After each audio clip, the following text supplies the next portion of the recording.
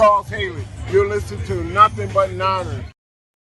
This is Kyle Shanahan, and you're listening to Nothing But Niners.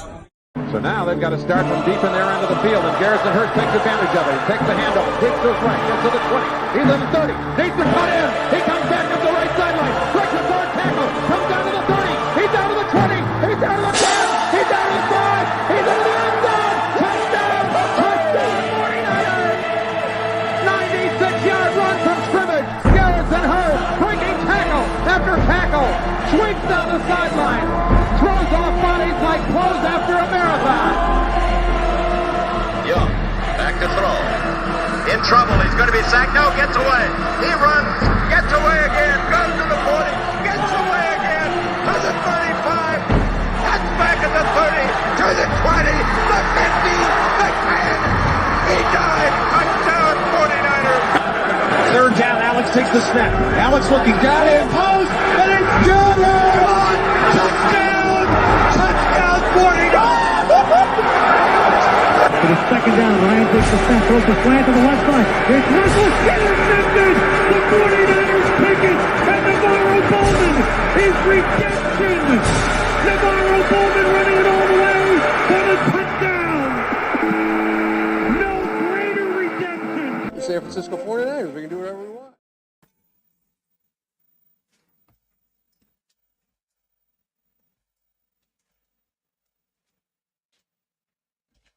Click, click, boom! What's going on, faithfuls? It's your boy Mike from the Nothing But Niners crew. And guys, we are here on another victory game day, man. It is time to get those shots ready for all the people that are joining down there. Make sure you get your cups, your glass of whatever it is that you have ready. We're going to have a lot of fun on here. We're going to hear from head coach Kyle Shanahan to discuss some of the injuries and things like that following the game. But before we get to all of that, excuse me.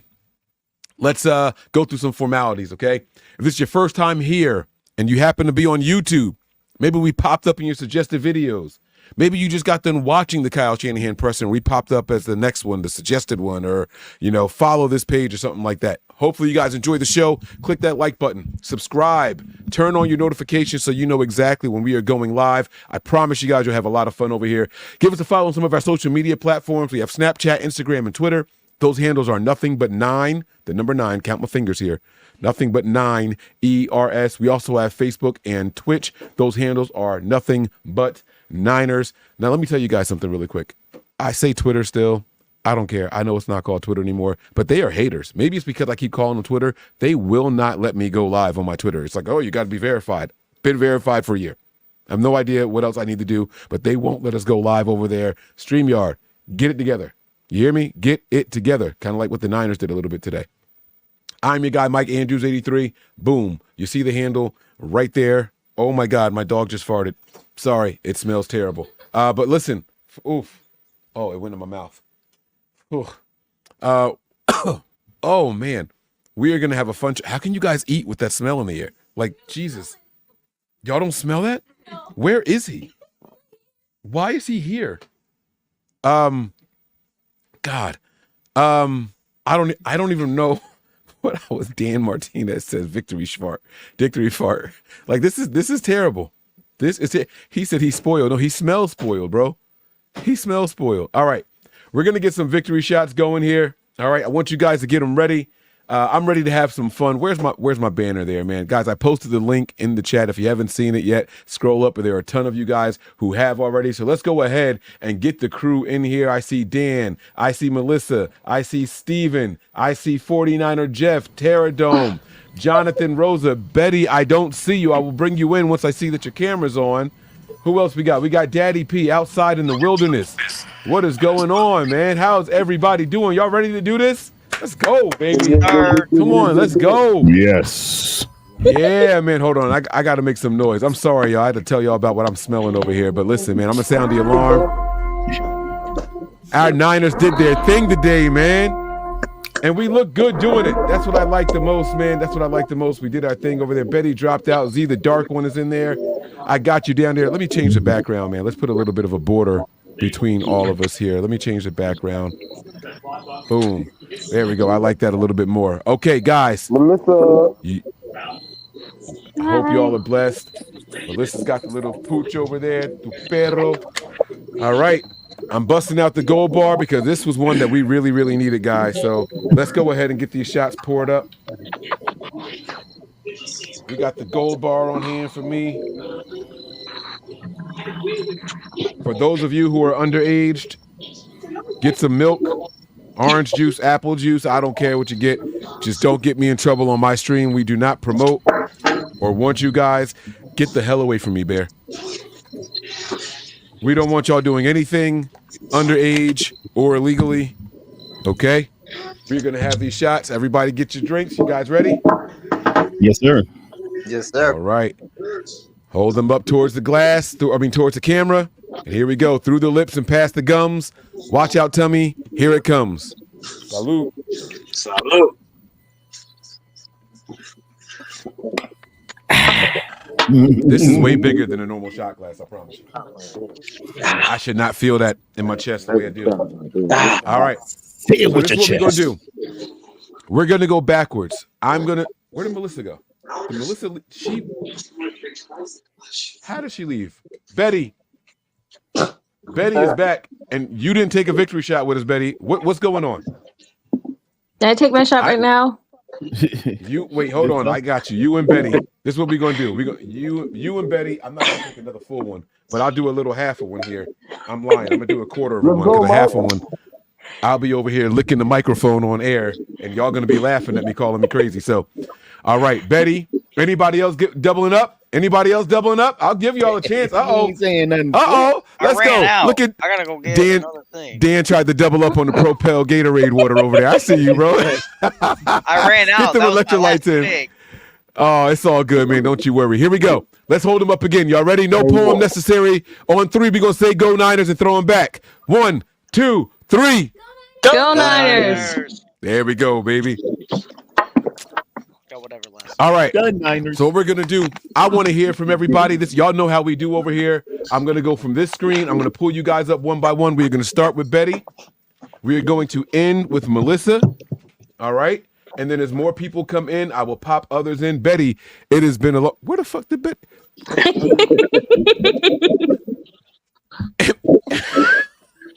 Mike, I'm here for the whole show. All right, you rocking out with me? Okay. All right. I'm here for the Betty, whole you gotta show, too. All right. I like that. Betty, you got to take yourself off of mute. It has been a long time. How are you doing? What are your thoughts on the game? I mean, come on, man. The Niners look like how they look. I want to hear from y'all, not from me. So let's see. What do you think? Everybody else go on mute while we got the speaker on, and we're going to take a step back and listen. Here we go. No, it was a beautiful game. A beautiful game as it should have been. You know, like everybody's been saying all week, get right game. Yeah, it was what it was. I was so happy to see Fred get that pick six. Like I saw that. You know what? Let me give Fred a round of applause because that is all pro Fred right there.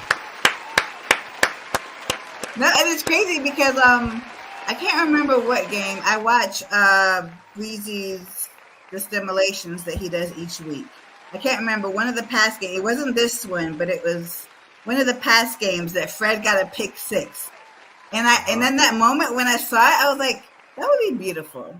That would be beautiful to have Fred to get a pick six this season. So, you know, I felt like I manifested that a little bit. So there you go. There you go. And, you know, I heard that Fred was kind of hyped because he was like, yo, like my family's out here. You know, I got to do it. So, you know, he went out there. He lived up to it. Now, Fred had some little ankle injury. I'm going to bring Kyle in after I get you guys off, right? For the people that are rocking with me for the whole show.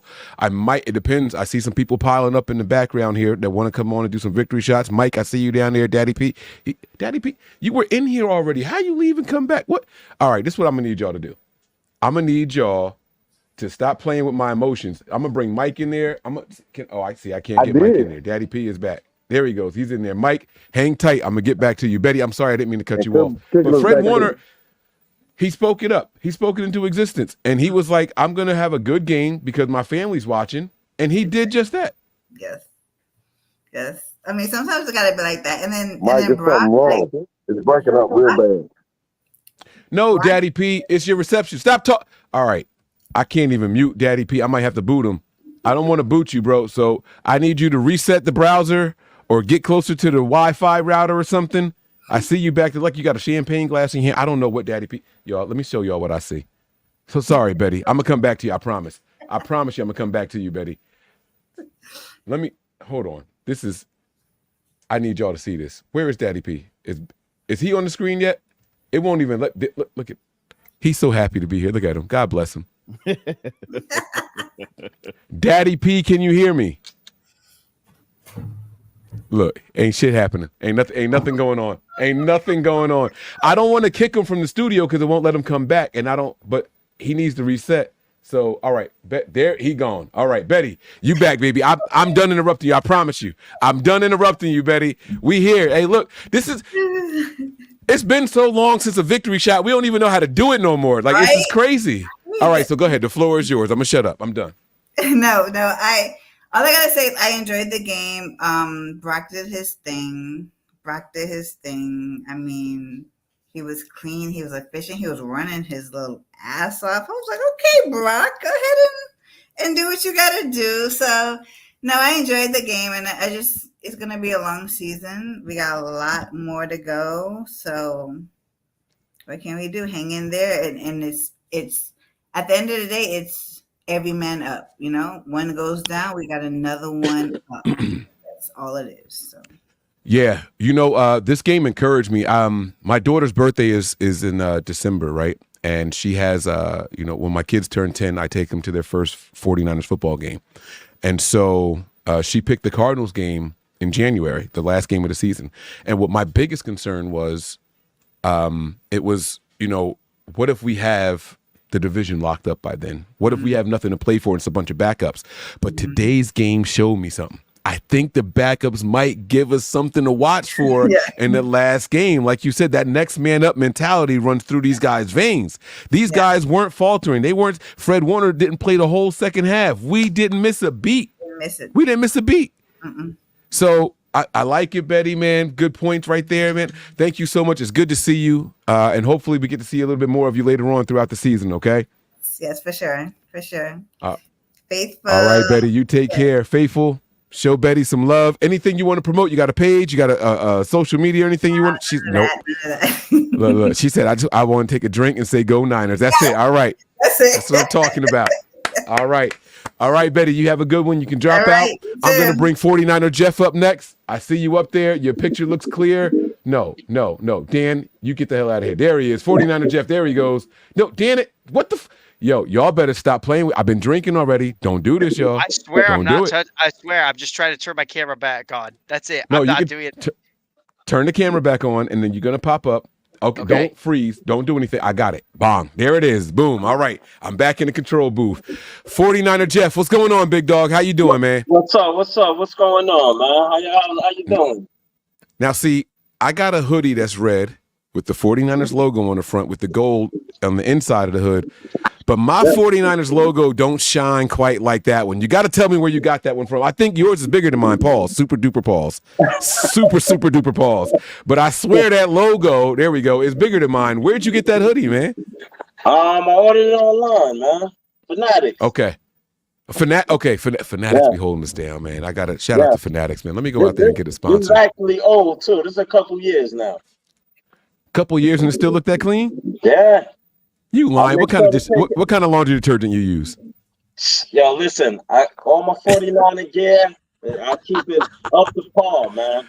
You hear me? Okay. All right. I'm gonna let you go. I'm gonna let you speak. I want y'all to notice though. I asked him about his detergent. He didn't want to say, so that means it ain't Tide or one of them joints. All right, but it's okay. It's all good, man. I love you anyway, man. Now I'm just here to have a good time, man. What's going on? What were your thoughts on the game, man? Your biggest takeaway? Give me your one biggest takeaway. Yo, great game, and I like what Mason did, man. You know what I'm saying? He's being consistent, rush for 100 yards, and that's the way we gotta go. Running game. Yeah. You know, I'm gonna be honest with you about something, and maybe I'll get into it a little bit later. Maybe I won't, but they're doing this thing where they toss the ball to Mason when it could be a handoff. He fumbled one of them. No, I'm sorry. He actually fumbled a handoff. Yes. He actually fumbled the handoff, but they're doing these weird tosses where it's not a toss to the outside of the tackle or around the offensive line. It's a toss, and he's still running in like the BC gaps. Yeah. And I feel like he's got to concentrate to catch the ball, so he can't read what lane he's supposed to take. And it just didn't feel successful. Am I being overly critical, or did you see the same thing? Do you think that it was a little weird? I don't like that play either. That little quick toss, I don't like that either. I don't like it. It's very shaky, man.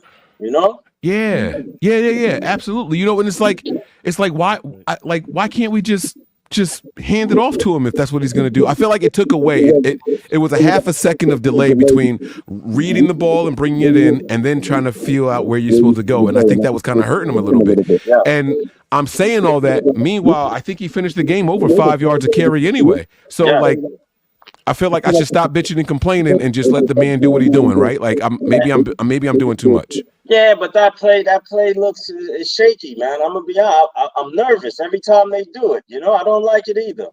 I don't like that play. I want to see them. Yeah. I want to see them give him some screens. You know. Yes, and the one screen that he did get at the end that counted, right behind Trent, was a big gain up the left sideline. Yes. So they need to implement that into the game plan. You know. Yeah, so, I like it. Let me ask you this question, man. I know that we don't know exactly when McCaffrey's coming back. Some people are saying that it might be, November, middle of November. Are you worried about the Niners not having McCaffrey, or do you think Mason can hold us down? I think Mason can hold us down. I'm confident that he can hold us down. I would love to have CMC back, but Mason is doing his thing, man. Mason is doing his thing. Look, you know what? He leads the league in rushing right now. You know that? Oh, my God. Yeah.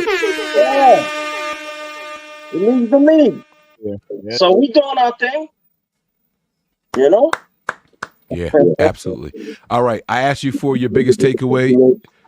Listen, I hear y'all saying I'm echoing, but I promise y'all it's Jeff's microphone. So we just got to deal with it for a couple more seconds. Don't worry, Jeff. I don't want you to change nothing. Don't do anything. All right. Because you're gonna be out soon, so don't worry about it. And he goes on mute, the echoing. So I just said don't change anything, and he changed something. Don't worry about it, Big. No, I got you, man. Don't worry. Like I said, I'm just having fun with y'all. Don't take nothing personal. Please keep coming back. But here's what I want to say. You gave me a positive. Biggest concern from this game. Biggest concern. I think we need to tighten up on defense a little more, man. That's what I think. Defense needs to still tighten up, man. You know, I mean, we played good defensive game today, but we need to tighten up. That's what I think. The defense as a whole. Okay. I'm not mad at that response at all. I am going to mute it because I'm going to be a little bit long-winded. Jeff, don't leave yet. I'm going to mute you, though, so there's no echo and they can hear what I'm saying clearly. I agree a little bit, right? Like, the defense got to tighten up. I saw some people upset that the Niners gave up 13 points in this game. I want to remind people that 3 of those points came on a 63-yard field goal attempt to end the half, right? Like, that was a desperation. We got nothing to lose. Let's just boot it and see what happens type of thing, right? Like, if they missed it, the Niners get the ball back with 2 seconds. Everybody know we taking a knee. And if you weren't sure that they were going to take a knee, all you had to do was look at the last 49ers offense before that. What did they do? They said, hey, we're going to run the ball. There was a penalty. Kyle just packed it up. He got out of there, 3 downs, punt, gave them the ball right back. They weren't going to do nothing else with that. I see some people looking for the link so they can come in for victory shots. The link has been posted. Hope you guys see it there. It's flashing on the screen right now. Click that link. I'll get you guys in for another round of the victory shots. Mike Ing's got to come in here and do that. But, Jeff, man, we saw a defense today with Mustafa out there, not one of the vets, right? We saw a defense out there with no Fred Warner for the second half. We saw a defense out there with some makeshift guys, no Hargrave, We saw Sam O out there instead of some of the usual names that we're used to. And I'm going to be honest with you, while it's just the Patriots, I'm doing air quotes, it's just the Patriots, that's an NFL team. And I think the Niners did okay considering the situations and circumstance. How'd you feel about the team on third downs? And I'm going to let you go. Third downs. 50-50 with it on third downs, man. We did okay. Just okay. Not a bad answer at all. Jeff, I appreciate you. If there's anything you want to plug, promote, social media page, here's your chance. I mean, go follow Brooklyn Niner Empire on all platforms: Facebook, Instagram, TikTok, and let's go Niners. Love, man. Be safe out there. Definitely. All right. That's my man, Jeff. Dan, don't touch shit. Don't touch anything, Dan. All right. I don't know why it's just defaulting to Dan. I want to get Z the dark one. Where you at, man? I see like your ceiling. There goes his nose. I can see up his nose. There it is. There he is. My man got the beater on and the do-rag. What up, baby? What's going on? How we doing? I caught you in the middle of eating. What you eating? Hold up. Let me guess. Look at a little muffin. Something light.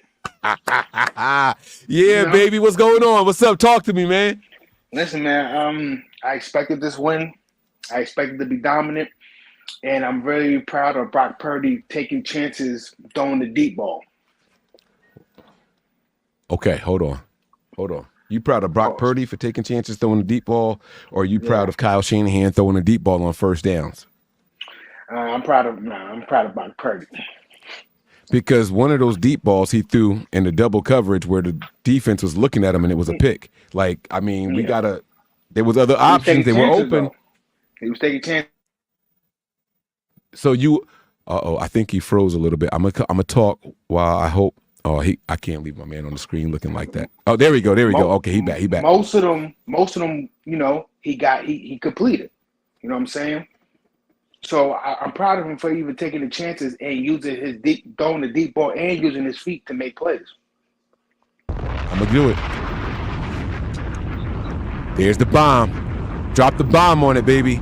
Drop the bomb on it. Okay. All right, I like it. Let me ask you this question. All right. Now I ask everybody something a little bit different. We saw this game. We were worried about Brandon Aiyuk a little early on, first couple of games. He finished the game with only 2 receptions and only 48 yards on a scale of 1 to 10. 10 being panic. We might have made a mistake extending him. 1 being, I'm not worried at all. Brandon Aiyuk going to do Brandon Aiyuk things. What's your level of concern for Brandon Aiyuk going forward? I give it a 5. I wouldn't. It's half, because if he was there during preseason and practice, he would have been able to get some shine. But you know what I'm saying? Well, rush. It looks like to me. So I'm not panicking at all. You know what I'm saying? No worries. He's going to get his time when he's ready. When the time is right. I like it. And a lot of people out there are sleeping on that young man, Christian Gonzalez. I'm telling you all right now, Christian Gonzalez is going to finish this season the top 5 corner. I'm telling y'all, that young man is special, and that's who Aiyuk had to deal with. And don't take my word for it. Y'all go out there and y'all find y'all super analytics and all that stuff. They're going to come up and tell you the same exact thing I'm telling y'all right now. Christian Gonzalez is that dude. He follows the team's best corner already. That young man is going to be nice. He's going to be special. What kind of muffin you eating, man? Let me guess. Corn muffin. Nah, mini blueberry. You know what I'm saying? Oh, my mom is allergic to blueberries. Those are my favorite because she don't ask for none. I like those too, man. That's what I'm talking about, baby. That's what I'm talking about. All right, last question for you before I let you go. If there was one thing you could change about the Niners right now in season, whether it be personnel, coaches, anything, if there was one thing you could change about the Niners, what would it be? Special teams. Ooh, he went right to it. He tried to get me fired up, baby. Round of applause for that answer. I love it. Look, Melissa clapping. Look at Melissa clapping over there, y'all. Yeah. That's the concern right there. That's got to be the concern right there. You want to change special teams coaches? You want them to make some changes? Like, what is it that you want to see? What are you not happy with so far? We got to change. We got to get somebody in there to know what they're doing. I feel like we missed something. You know what I'm saying? We got to get somebody in there that's serious about that. We got to put money into these coaching. You know what I'm saying? We just can't be like, we just can't just let it rock. We got to do something with that situation, because it's going to cost us. I don't want it to cost us when the game matters. Well, I told you guys that the special teams unit was going to cost us 2 games this year. We already lost one because of special teams. I'm chalking that one up to special teams. I got one already. They're going to cost us another one. They almost got us again today, right? Special teams literally cost us at least 7 points. I'm not going to say the Niners would have scored on that drive, although I believe they would have, but coming straight out of halftime, fumble, they scored a touchdown on it. Think about that, right? It was they only had 3 points. Opening kickoff in second half, Ginando fumbles, and they scored a touchdown on that following drive. So they had 7 points off of turnovers, and that turnover was on special teams. So, it's going to cost us, man. The NFL is a league where, most games are decided by just one score. And so that one score that they just got could have cost us a game somewhere else down the road. So we got to get it together. I agree with you there, Z. If you want to let people know where to find you, anything else, let me know and let the people know. And then I'm going to move on. I'm going to bring up my man Stephen Fox after you. I ain't got really nothing, you know what I'm saying? Whenever y'all go on, I hop on. That's where you can find me. Wherever Nothing But Niners is, we there. I'm there. I appreciate the love and support, my man. All right, you be safe over there. My love to you and everybody else over there on your side of the phone, all right? Thank you. Dark one out. All right. Let's go, baby. Steve, you up next, man. I know my man Steve going to bring some heat. Where you at? Let me see. Drop Steve right there. There it is. Steve, what's going on, big dog? Not much, Mike. How you doing, man? I'm okay. If I'm being honest with you, man, I got in very early this morning between 3 and 4 a.m. I drove all the way from North Carolina. We had to bury my grandmother this weekend. I rushed back to take a nap so I can come on and do the shows with you guys. There was no pregame show because I was still trying to get adjusted. I left some of my equipment down south in Carolina. The church that we went to, they had cameras and all that stuff, but the building, it's crazy how it works, right? The church got struck by lightning, and so a lot of their electronics didn't work. So they weren't able to stream my grandmother's service. But me being the person that I am, I bought all my equipment, the microphones, the cameras, and all that stuff, and I was able to record it. So I was here, getting the videos ready and all that stuff. And when I came home and unpacked and got ready for the pregame show, I realized I left the wire to my camera down there. I left the remote to my camera down there. And what we ended up having to do was I got spares for everything. I try to make sure I got a backup plan for the plan. You got to have a plan A, B, and C sometimes. Sometimes you need more than that. But plan B is working fine. You guys can see me. You guys can hear me.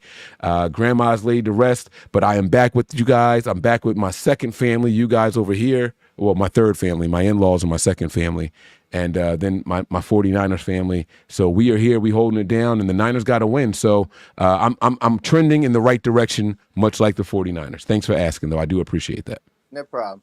I'm sorry to hear about your loss. No, I appreciate that. Thank you. Yeah, that's a philosophy. I don't know if the Niners have a plan for A, B, and C, but they should. Oh, now you talking. Oh, now you talking to my soul. Now you preaching now. Uh-oh. Yeah, they really got to figure something out for that, because as the last person pointed out, and you also pointed out, special teams. Uh-oh. Like, it's almost painful to watch. Almost too painful to watch special teams. Talk your shit, man. Come on. I don't know if it's more practice they need. I don't know if it's more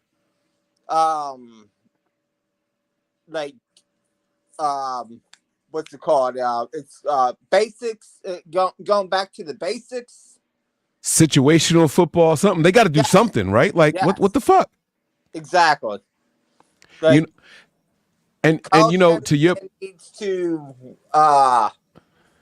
have something for special teams, exactly, to where they get back to basic football. Hold on to the ball with two hands. Because see, you ain't lying right now, bro. And you talked about having a plan B or C or whatever, and it feels like the Niners don't have that, right? Like, check this. Right. Check out what happened today, right? Check out what happened today.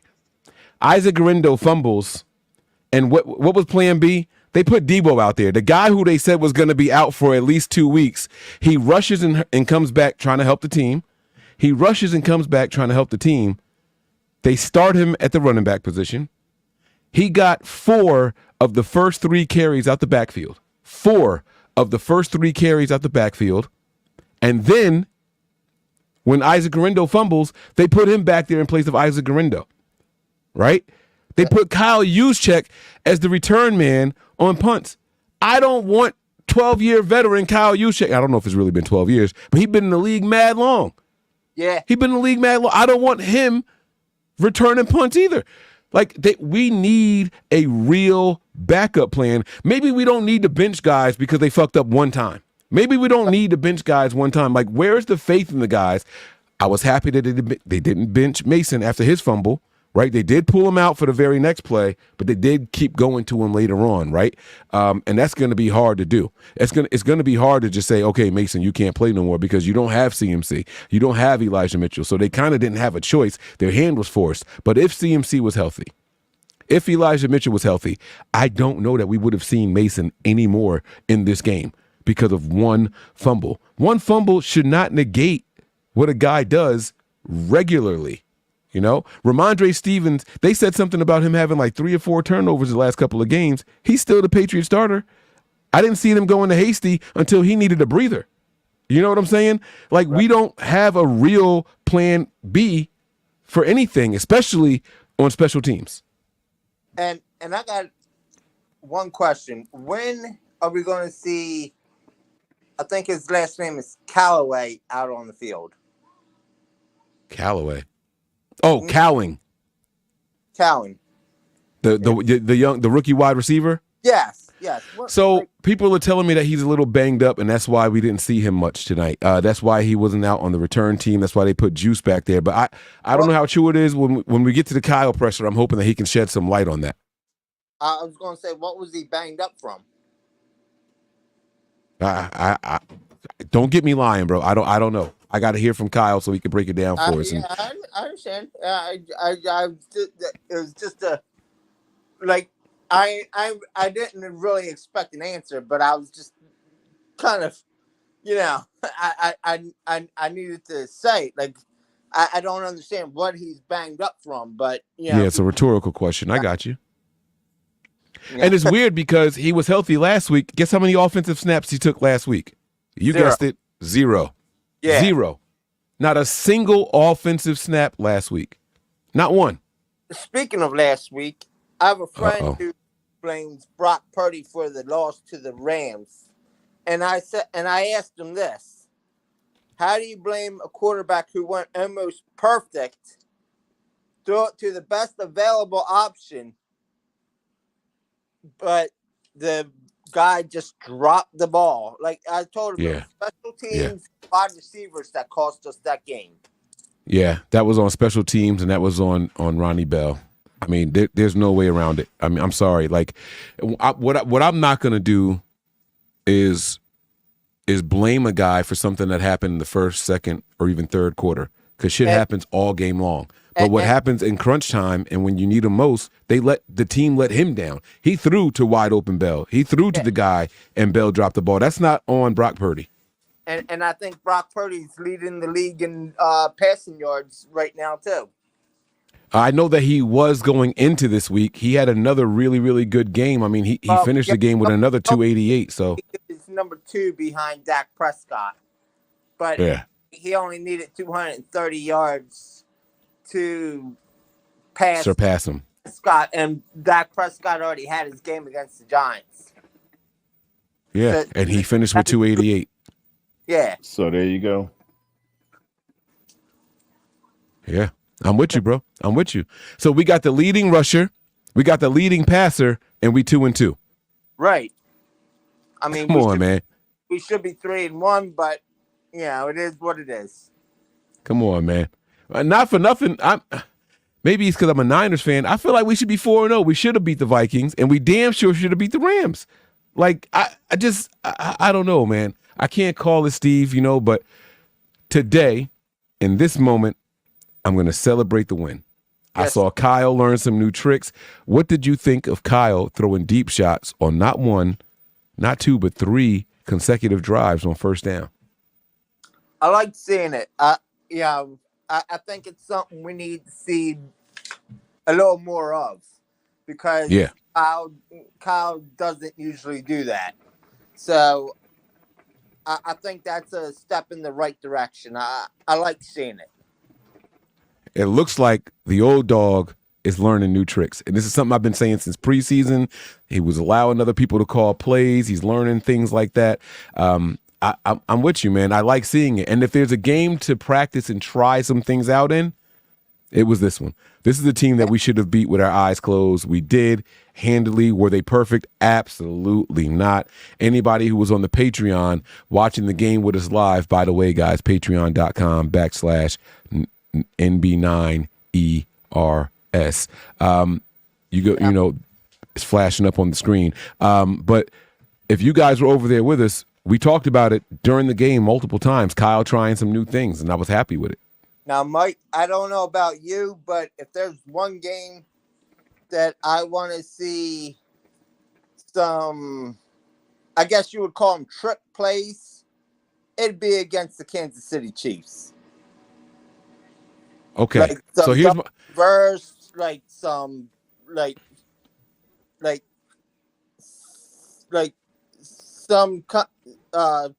some kind of trick plays, like double reverse or like something like that.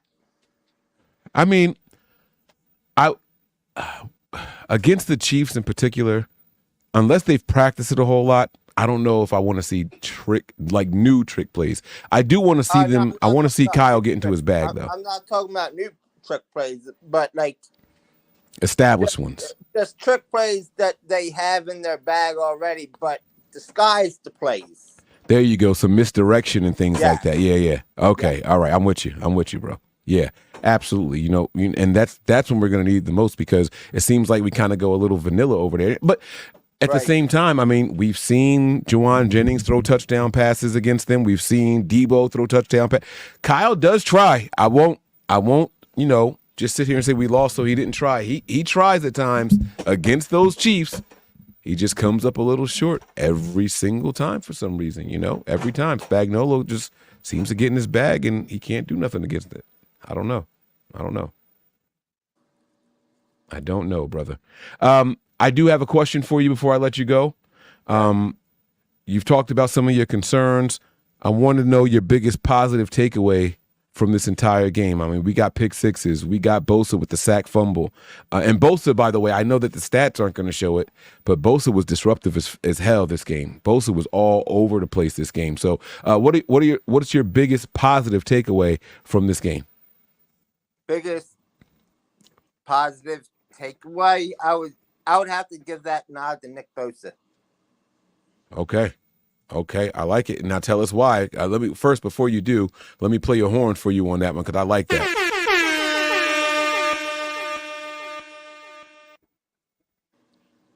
The reason why is because it seemed like the Patriots were starting to get something, going a little late in the game, but Bosa said, boom, now. Hold my beer. Yeah, watch this. Exactly. Mm-hmm. Yeah. So. I like it, man. I like it. Steve, man, thank you so much for jumping in here. I appreciate it. I'm going to try to bring Daddy P up. It looks like he's got a good signal right now. I'm going to bring Daddy P up so we can get his thoughts. If you are staying for the rest of the game, for the rest of the show, that's cool. I'm going to bring my man Daddy P in right now. After Daddy P, I'm going to get to Kyle Shanahan, and then I'm going to bring the rest of the panel on after we hear from Kyle Shanahan. But Daddy P is going to be first. All right, Steve? All right. Have a good one, man. You too, brother. Be safe out there. You too. Daddy P, I can't take you off of mute. Looks like it's something that you have to do yourself. Take yourself off of mute, and then I want to hear from you, big dog. No. I said take yourself off of mute. You got to unmute it. Daddy, God dang. All right. Hold on. We're going to be patient. Melissa, stop it. I know you muted, but I can see you laughing. That's not nice. Damn. Daddy P is in here twice. Hold on. All right. So I got to remove this one. Let me see. And then I got to bring this one back. Dan, don't do nothing. Don't touch nothing, Dan. There he is. I got you now. Loud and clear. I don't know what's going on, Mike. I promise you I don't. I don't know what the problem is, but it's horrible on my end. Like, I'm constantly getting Wait. kicked out. Signal is horrible. We got you loud and clear, but I got a question for you. It's random as hell. Why are your ears glowing? You like Rudolph the red-eared reindeer. Like, what is happening over there? Like, your earbuds glow, bro? Like, what is that? I got my earbuds in, right? And they just flickering. But bro, I don't know what's going on with StreamYard. StreamYard right now is garbage. I am constantly getting kicked out. I got a cool signal till I come over here. But once I come over here, then I'm out, I'm in, it keeps dropping, I don't know what's going on. They don't want me to All talk. right. They don't want me to tell the truth. Well, we can hear you now, so the floor is yours. You tell your truth, and I'm gonna let you go, all right? All right, I'm not gonna tell my truth because there's no such thing as my truth or your truth. Let's get that established right now. That doesn't exist. There's only the truth, and if not the truth, it's a lie. Let's make that the normal, okay? Talk to him. Let's make that the norm. Let's go back to where life was real and not everybody's objectives mean something. It don't. It don't mean nothing. You can have your opinion, and that's fine. That's cool, and that's all right. But your opinion don't make it a truth. The truth is the truth, and nothing else matters. Keep going. Our defense was a 5 on a scale of 1 to 10. As how they have played and what we expect out of them. This was mediocre. We shouldn't have never allowed them to score. The special teams is killing it. Special teams is horrible. Horrible. No ifs, ands, or buts about it. Let's tell the truth about that. Now, I missed some of the game because I had to go get my shot. But when I came back, I heard that the special teams had a mishap that gave the other team a recovery. So when they started the second half, we received the ball, and Isaac Ginando fumbled on the second half kickoff, and then they ended up scoring on that. So that was at least a 7-point swing. I mean, I don't know what we would have done, but at least 7 points. So when I got back, it was 27-10. So we had already had the 27 going into halftime, right? No, I think we only had 20 at halftime. Let me double check that real quick. But I believe we only had. Right. The Niners. Yeah, we scored 2 field goals in the first quarter. Second quarter, we had 2 touchdowns. Even though on one drive we had 3 touchdowns, but whatever. But yeah, it was 20. It was 20-3 at halftime. So you came back and it was 20-10, or maybe 27, because we did score a touchdown also. I don't know how late you got back in the third quarter. Let's talk about that. I'm glad you brought that up, Mike. 3 touchdowns, 2 of them called back for penalties. We got to clean that up. These penalties is penalizing us because that's not 49 away. We don't allow that. We don't allow that. Now, let's be honest now. Let's tell the truth about it. These calls are really tic-tac early on in the season. They're really juvenile in the approach because that holding on Kittle, how can you be holding when you're pulling away from somebody and you still got that jersey? You're not holding them. That's not a holding call. How is it a holding when you're in front of the ball carrier? That's called blocking. That's called blocking.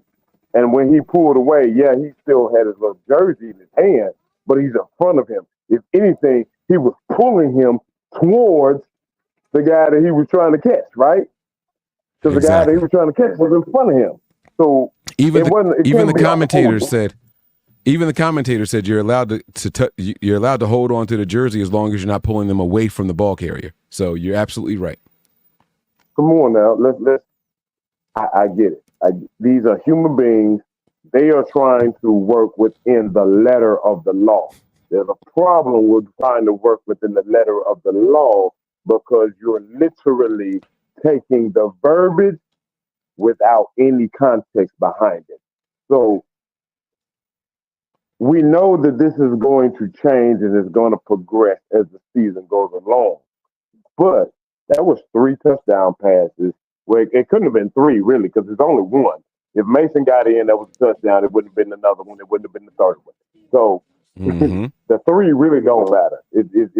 That's but the problem here is I was kind of upset with Brock throwing that interception. That was a bad decision on Brock. That was the only bad decision that I can honestly say Brock made. Kyle got a little too conservative. The team isn't executing at its peak performance, but there's hope. We have Jauan Jennings. Now, y'all listen carefully. We have Jauan Jennings emerging as a real weapon. Teams have to take note. When he's on the field, they don't just have Aiyuk.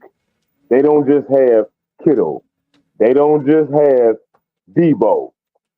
They don't just have a third in Jauan. They have a Jauan that is a legitimate threat on every down. So that's 4 weapons. Count them, 4. Mason is a legitimate threat on offense. That's 5 weapons. Our quarterback is one of the best quarterbacks statistically that has ever stepped in the league. That's 5 weapons. We got Trent Williams. That means only 5 guys. How many Pro Bowlers do we have on offense, Mike? Don't get me Name lying. one team that has as many Pro Bowlers on offense as we do. You ain't even named Juice. I mean, look, the list goes on, baby. I mean, come on, I'm with you, bro. I'm with you. You in your bag right now. Come on, P. It's not because of Kyle Shanahan. It's because of the character, and it's because of the diligence of these men. These ain't just average guys. These are men that have a heart, they have a desire, and they have the drive to go out here and do things that are impossible. Kudos to Kyle Shanahan and John Lynch for going out and finding guys of this character that lays it all out on the line and that goes out here and performs at such a level that even our quarterback don't get the credit he deserves because he, in his second year, in his first full year as they starting quarterback, got a Pro Bowl, made it to the Pro Bowl. I don't know about Jalen Hurts, and I don't know about these other guys that's in the league, Josh Allen and all that. But what I can say is this. As a non-biased person, because I don't never look at things in a biased perspective, but as a non-biased person, I objectively observe things as they are. We have the most deadliest, the most dangerous, the most gut-wrenching offense on the planet. We have a quarterback that is so underrated and so overlooked that he is performing at the, what's the word, that elite level that people don't want to give into. We have a quarterback on this team for the first time that when he lets the ball go and it's in the air, we don't have fear. We know for the most part it's either going to fall incomplete or it's going through a season.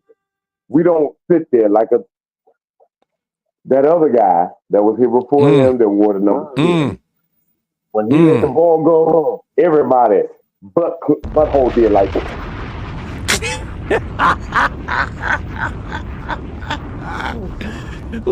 Ball traveled more than 4 yards in the air. What our butthole do? You clinch up. Got tight, didn't it? Don't touch me, officer. No, when Brock let it go, what we do? We lean back in the chair. We're not aware. We're not aware. That's the confidence. That is the difference between Super Bowl winners and Super Bowl pretenders.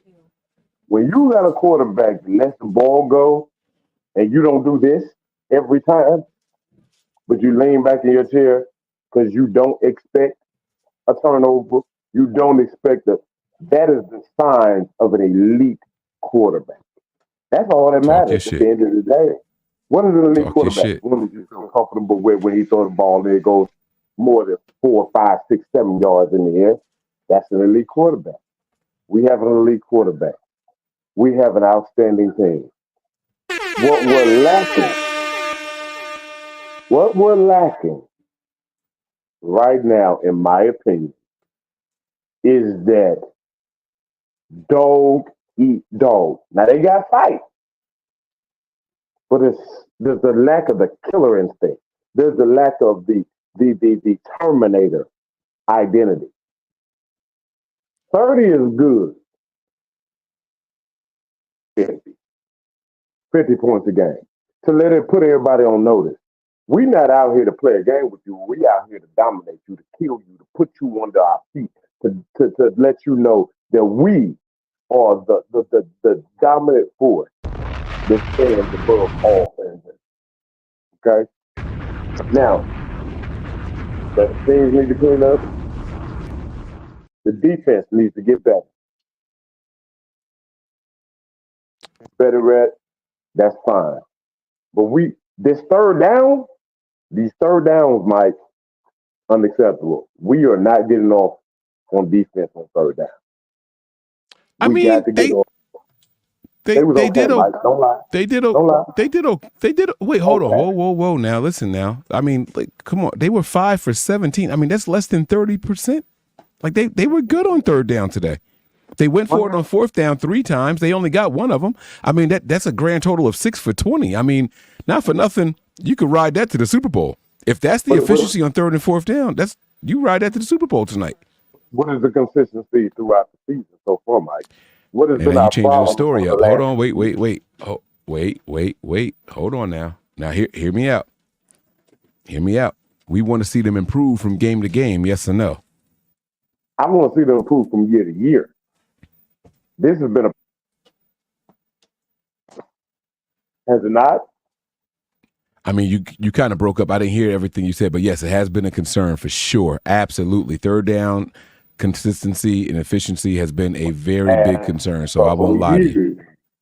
This year so far, starting off, third down was an issue. Last year, third down was an issue. The years prior to that, we were about 50-50. The last 2 years, third down is about the batter.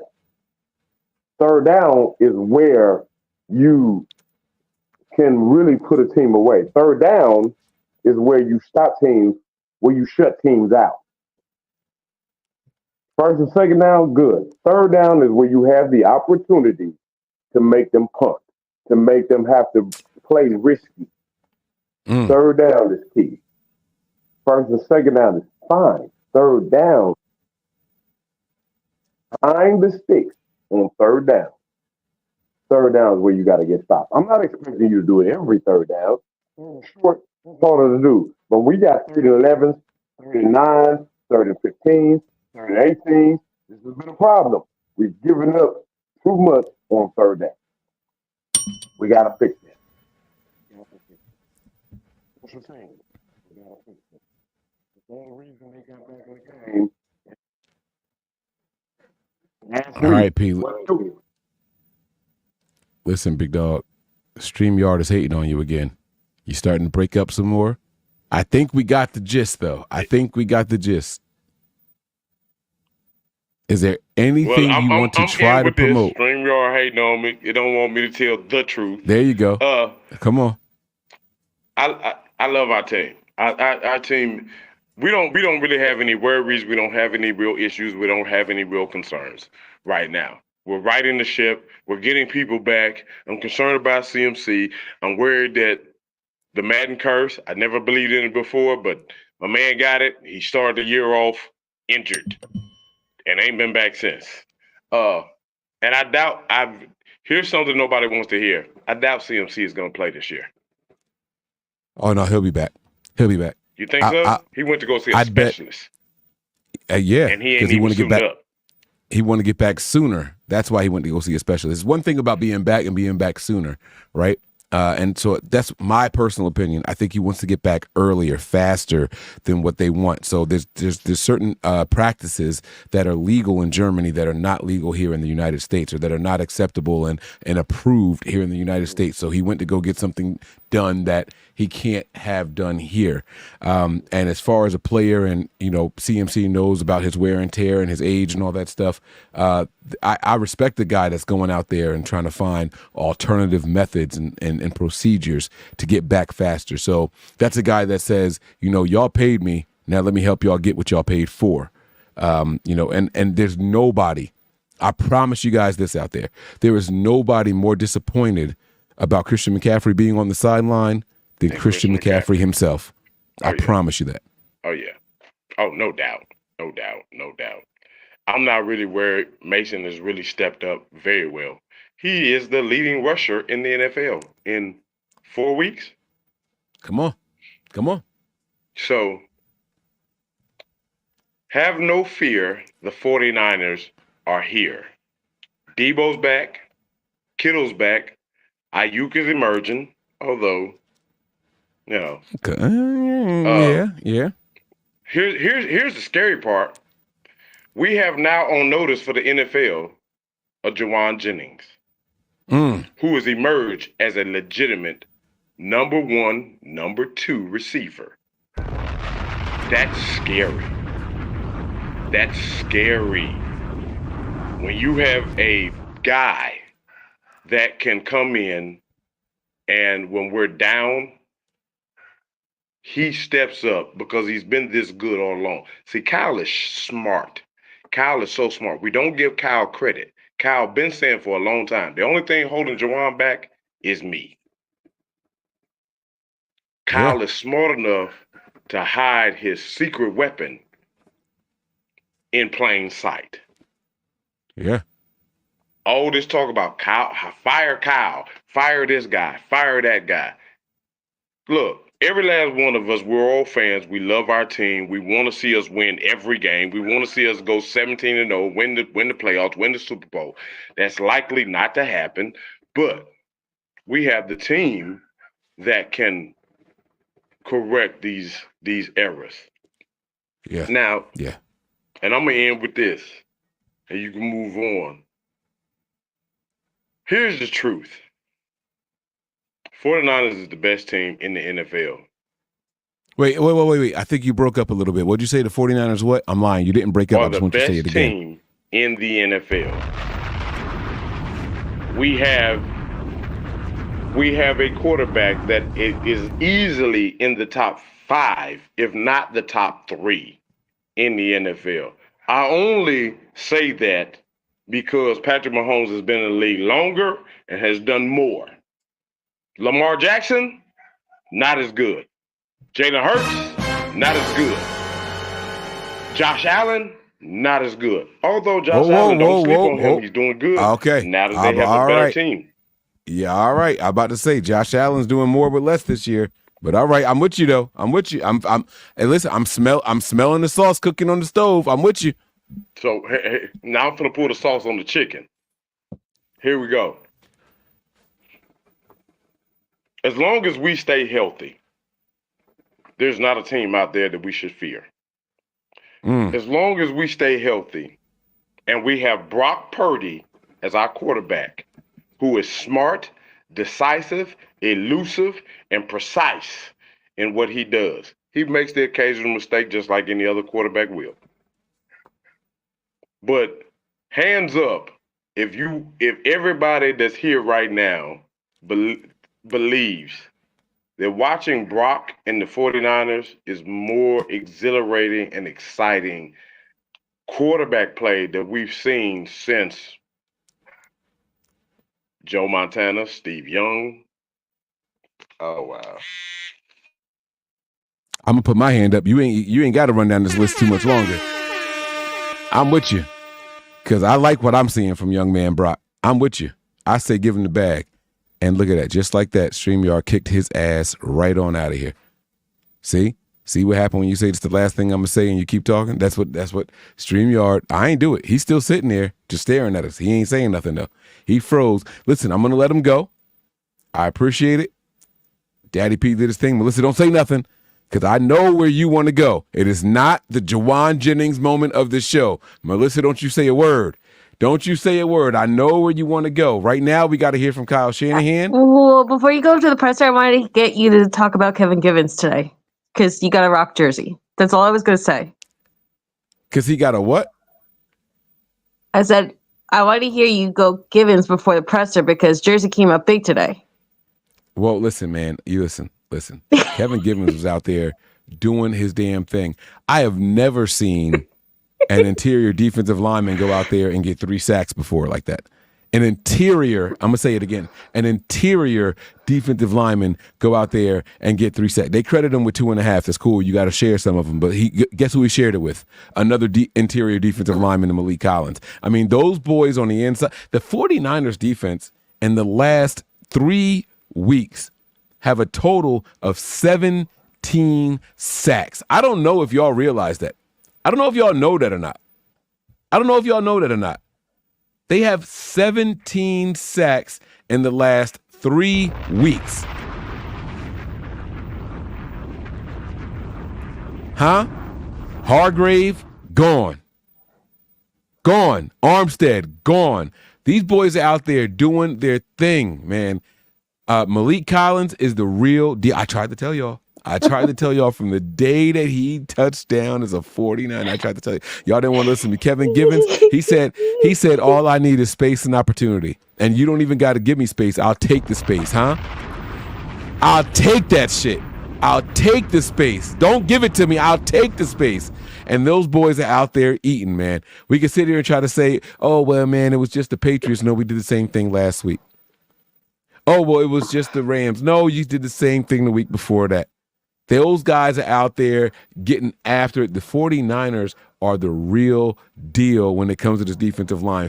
Chris Kosaric, I'm going to still keep shitting on you. If me shitting on Chris Kosaric is going to get these kind of results, I will continue to call him the most overrated skill position coach in the entire NFL. These are the kind of results I'm going to get. Chris Kosaric, you fucking suck. You suck. You suck. Keep sucking and keep trying to prove me wrong with your defensive line. I'll take it every single week. Get another 6, and I'm going to tell you suck again. I'm not going to change my tune because it wasn't until I started calling your punk ass out that you started making your guys show up and show. So I'm going to keep calling you out, Chris. I'm going to keep calling you out, you overpaid motherfucker. I'm going to keep calling you out. Bro. As long as it's working, I'm going to do my part. You keep doing your part. 17 in 3 weeks. Do y'all understand the pace that the Niners are on right now? Do y'all understand? That's over 80 sacks a season if they kept up and maintained at this pace. That is insane. That's insane. I'm not talking about blitzes. I'm not talking about disguises. I'm talking about the front four going out there and getting after it. They're getting 5 sacks a game in these last 3 games. Those guys are out there working. Chris, you trash. Keep being trash like this. This the kind of trash. They say, what they say, one man's trash is another man's treasure. Be my treasure, but you trash, bro. I'm going to keep calling you trash while you continue to be my treasure. All at the same time. I love you and I hate you all at the same time. You got me conflicted over here. You like a messy ex. You a messy ex. You did that one thing that I really, really like, but fuck you. You know what I'm saying? That's where I am with Chris Kosaric. I'm not changing my tune at all. Chris, you trash, but good job. You trash, but good job. All right, I'm going on mute. We got to hear from Kyle Shanahan. Let me change the banner at the top. It is no longer victory shot time. It's time to hear what Kyle Shanahan has to say. I'm going to go on mute. Melissa, I want you to mute yourself as well. We're going to hear what Kyle Shanahan has to say about what we saw tonight. Hopefully we get a good injury report from our head coach here. Here we but didn't feel like you could. But didn't feel like you could. Prognosis on Elliott? No. I mean, I don't think it was an ACL or anything, but it was just had some swelling and stuff, so he couldn't go. I feel that defensive start helped you guys today, especially for the pick 6. Oh, that was awesome. I mean, I thought the defense was awesome all day. Anytime you score, even better. But, to start out the way they did, the first couple drives especially, scoring Fred getting the score.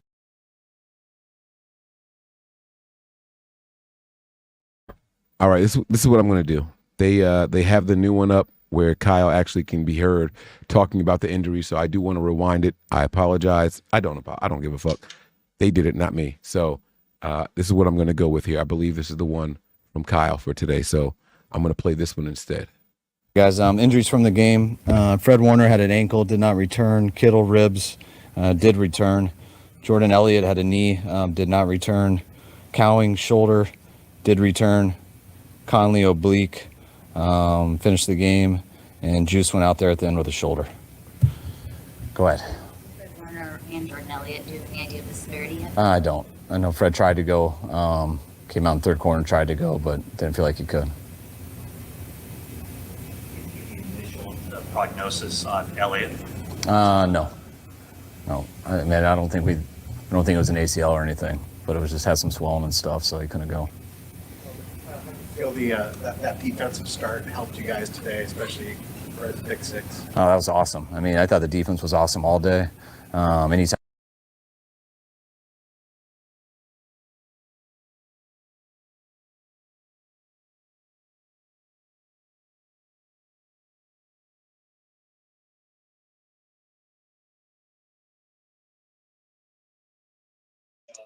Mike, you're muted.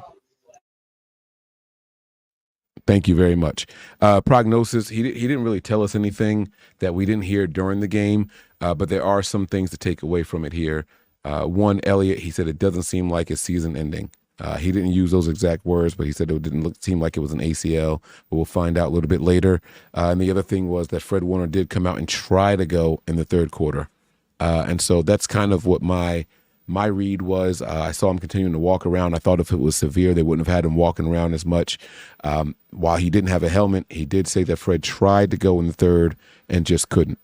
This was a game that the Niners expected to go out here and coast in, so I'm glad that they didn't do it. I think that if it was a playoff game, they would have gave Fred some of that Michael Jordan special sauce that they had in, what's the name of that show? What's the name of that movie? With Michael Jordan, Space Jam. They would have given him some of that special sauce, special stuff from Space Jam, and he would have been able to finish the game. But Fred, they did the right thing by not forcing him to go out there and continue to play. And we're going to have to wait until they do some MRIs and x-rays and all that stuff to find out exactly what these issues are. But nothing seems to be long-term. And he even mentioned George Kittle missed a couple of plays because of the ribs, but he did come back and finish. So all good things there. That's what we want to hear. All right, Kyle, let's break it down some more. Come on. Time you score, even better. But, to start out the way they did, the first couple drives especially, scoring, Fred getting the score, the 2 turnovers they created. I didn't get a look at all the stats, but I think they were really good on third down. Defensive felt like dominated all day. It's been so good for so many years, but do you feel he's playing at a different level now? I do a little bit. It's kind of hard to say that. I mean, he's been so good every year. So, but the way he started out this year, it's been a big time year for him so far. Kyle, you went up top in this game, it seemed like 3 or 4 times. Was that part of the original plan, or was it something that they were doing defensively that kind of led to that? I mean, it's y'all. Yeah, I paused it because this is important right here. I've talked about it 3 times already in this episode, and I can't wait to hear his answer. Not once, not twice, at least 3 times. First down, shot down the field. We saw the big one at Debo to start the half, right? We saw the next one. I don't remember who the rest of them went to. I've been drinking. This is y'all fault for coming in late, making me take half a shots, Melissa and Betty. I'm talking to y'all. Yeah, y'all made me take a half a shot. My man Mike Ing came in here. I got to take another shot with him because the Mike saying, yeah, I see you, Mike. Shut up. I see you down there waving the glass, all right? I know I'm going to take another one. You got me, all right? But my point is this. We saw Kyle taking some shots early on first down, not third and long. Right? First down, straight out the gate when everybody, including myself, expect the Niners to run. Kyle, why did you do it? Was it something that they were showing, or was it something that you just simply wanted to try? Phenomenal question, because God dang it, I want the answer. The original plan, or was it something that they were doing defensively that kind of led to that? I mean, you always have that stuff in. Just, they play. We caught them in quarters a couple times on both those plays, and their safeties were down tight, and that's where the ball's got to go. And Brock made 2 good throws, and both the guys came down with the play. Had a third chance that was incomplete. Corner did a good job staying on top, but I think it was versus all the same coverages. There were some good deep balls last season and the season before, but do you think he's better at that even now? I think it's the same. I thought we had some better looks today on a couple of them, but no, Brock's done a real good job with that. On the first drive, he had 2 third down scrambles for first downs, and then he eluded, I guess, a sack and then threw to Kittle for 15 yards. Is he better at decision making when it comes to, when to take off, when to stay in and throw? I guess from his rookie year, obviously. I think. Okay, this question has so much potential. He was right there on the brink of asking a really good question, then he just finished it off and made it a dumbass question. Of course, Brock is going to be more decisive and discerning in his 3rd season as opposed to his rookie year. But the question should have been, you had some big scrambles on 3rd downs. Is this going to be part of the game plan, or is this something that you guys are thinking that you're confident in with Brock scrambling, or is this something that, he just made that decision and it was, something that you guys have been telling him to do? Like, there was 3 different ways he could have went. The 4th way, not so much. He was right there with a good question for Kyle Shanahan, because the truth of the matter is there were opportunities for him to run, and he chose not to. He ran all the way to the line of scrimmage and then did some bullshit 2 other times after the first down scrambles. So you had an opportunity to ask a really good question. I appreciate the attempt, but don't get how do you still get nervous and you talk to Kyle Shanahan 3 times a week? What do we have to do to get Eric Branch to be comfortable talking to Kyle Shanahan and we don't get these long-winded, jargon-filled questions? It was so close to being a really good slam dunk question, and then he tailed off right at the end. I guess a sack and then threw to Kittle for 15 yards. Is he better at decision making when it comes to, when to take off, when to stay in and throw? I guess from his rookie year, obviously. I think he started doing it more last year. He's done it a lot this year. It's something he did in college a lot.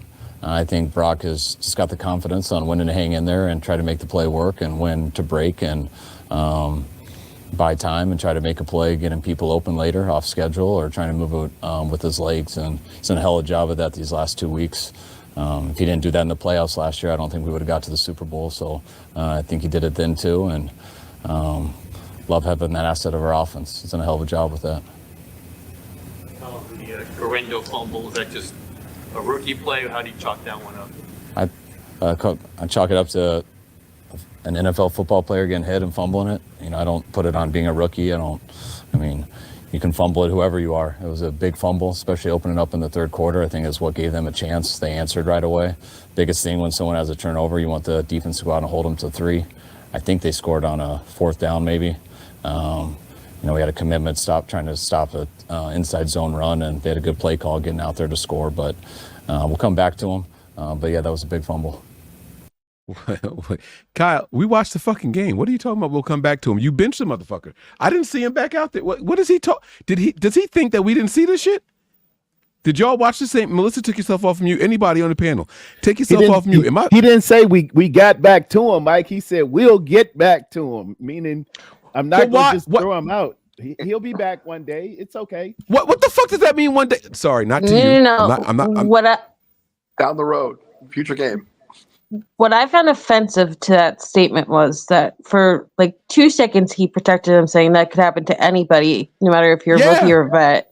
And then the very next breath, once again, he's taking it to the defense, saying it's their fault for not holding them to 3. Come on. So he shits on the defense. Again, he goes, oh, well, it's the defense fault because, they shouldn't have let them score the touchdown. Right, but meanwhile, he said we had to commit to the inside zone, and they had the right play call. So that's not on the defense. That's on the defensive play caller, not on the defense. They did what the fuck they were supposed to do. They had the perfect opposite play dialed up. But don't sit here and tell me that play could have happened to anybody. He just got hit returning the ball, and it could have happened to anybody. But then we don't see him anymore. The very next opportunity, it's Debo out there. So you can't make it seem like, oh, that could have happened to anybody, but then that anybody, isn't out there anymore. You got to pick a side. Your actions speak louder than your words in this situation, Kyle. Y'all Am I know wrong? how Kyle, you know how long we been listening to Kyle, y'all? He dances the flame, Mike. He Y'all be always surprised dodges when and the flipping dances and weaves and. At this point, I think we just got to accept the fact that Kyle's just not very good at the pressers some nights. Yeah, This is an example right here. He is not gonna give y'all the Bible. He is not gonna put his hand Did he on pick it up a Bible? and say, Did this man just pick up a Yes. Bible? Hey, you swear to tell the truth, the whole truth, and nothing but the truth, so help you God. I do. That is I not love you, happening. Turtle. So don't I love hold me to all of Turtle. this. I want y'all to know that I tried really hard to not swear while Pterodome had the Bible in his hands. I had to shut all the way up. I had to shut all the way up while he did that because I wasn't going to be the one. But, I'm just saying I'm going to continue to call Kyle out when he says some BS. That was BS right there.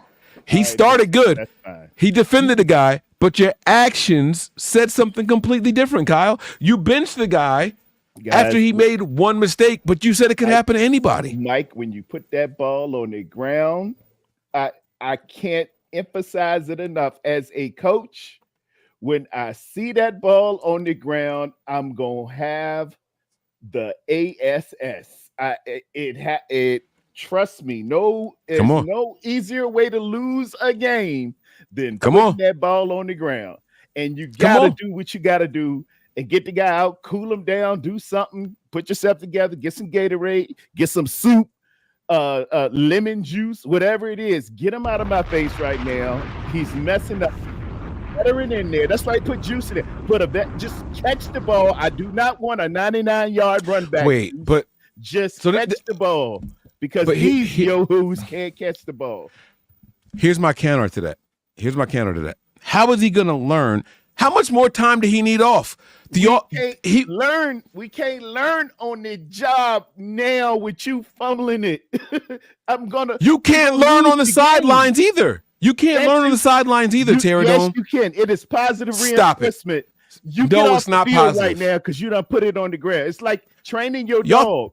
If you crap on that rug, I'm gonna sit you on outside. Wait. Hold on. Right? I'm gonna use your same exact example. Go ahead. When your dog craps on the rug, I'm old school. So anybody who thinks Peter, if you watching, I'm a fuck up. I ain't gonna mess up. I'm gonna fuck up. Peter, if you watching, turn the stream off. If your dog takes a shit on the carpet, what you supposed to do? You put their nose in it and you pop them. Bad dog, right? Yeah. You don't rip up the carpet. You don't stop the dog from walking. Wait. You don't rip up the carpet. You don't stop the dog from walking on the carpet anymore. You put his nose in it. You pow him. And you say, be better next time. But that carpet stays. That dog stays on that carpet. You don't remove the carpet and you don't get rid of the dog. Okay, Mike, read into it. They benched him, bro. That is the sticking his nose in it. No. Okay. So he didn't throw him off the team, Mike. We didn't stop the game, Mike. That's because you can't fire somebody in the middle of the game. Bro, this team, they react so emotionally. He's still going to be on the team, but you got to train your dog, man. Pterodome, the training happens on the sideline immediately after the fumble. It happens on the opposing team's first down and second down and third down and their touchdown. It don't happen on the next kickoff when you put somebody else out there. He already understood, hey, I fucked up. I'm saying that they did too much. They put the dog in the kennel for the next week straight. That dog don't even remember the carpet by the time you let him out again. They did too much is my point. The coaching happens immediately after the issue. Am I wrong? Am I the only one that sees it this way? May I add something to this, please? I want everybody. I want to hear from Melissa, Dan, Pterodome, Mike. I want y'all to speak. I'm gonna even bring Daddy. Daddy don't say shit because Daddy P, your shit be messing up. Wait till we get to you. We're gonna go Melissa. I want to hear from Dan. I want to hear from Mike, and then Daddy, and then Pterodome. But tell me if I'm wrong. I feel like you don't got to bench that kid. They could have kicked it to the right, and he wouldn't even have got the ball anyway. So Melissa go first, then Dan, then Mike, then Daddy, and then back to Terradome. I think they went too far with the whole putting the dog's nose in it. They hit the carpet from him, in my opinion. Okay.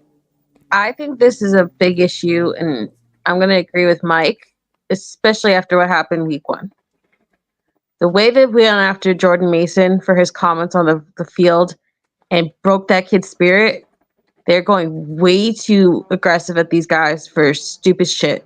Because you have Christian McCaffrey fumbles all the time, and you don't ever bench him. You don't ever pull him out of games unless his hammies are bugging him and he needs that bullet gun of his. Debo has constant turnovers.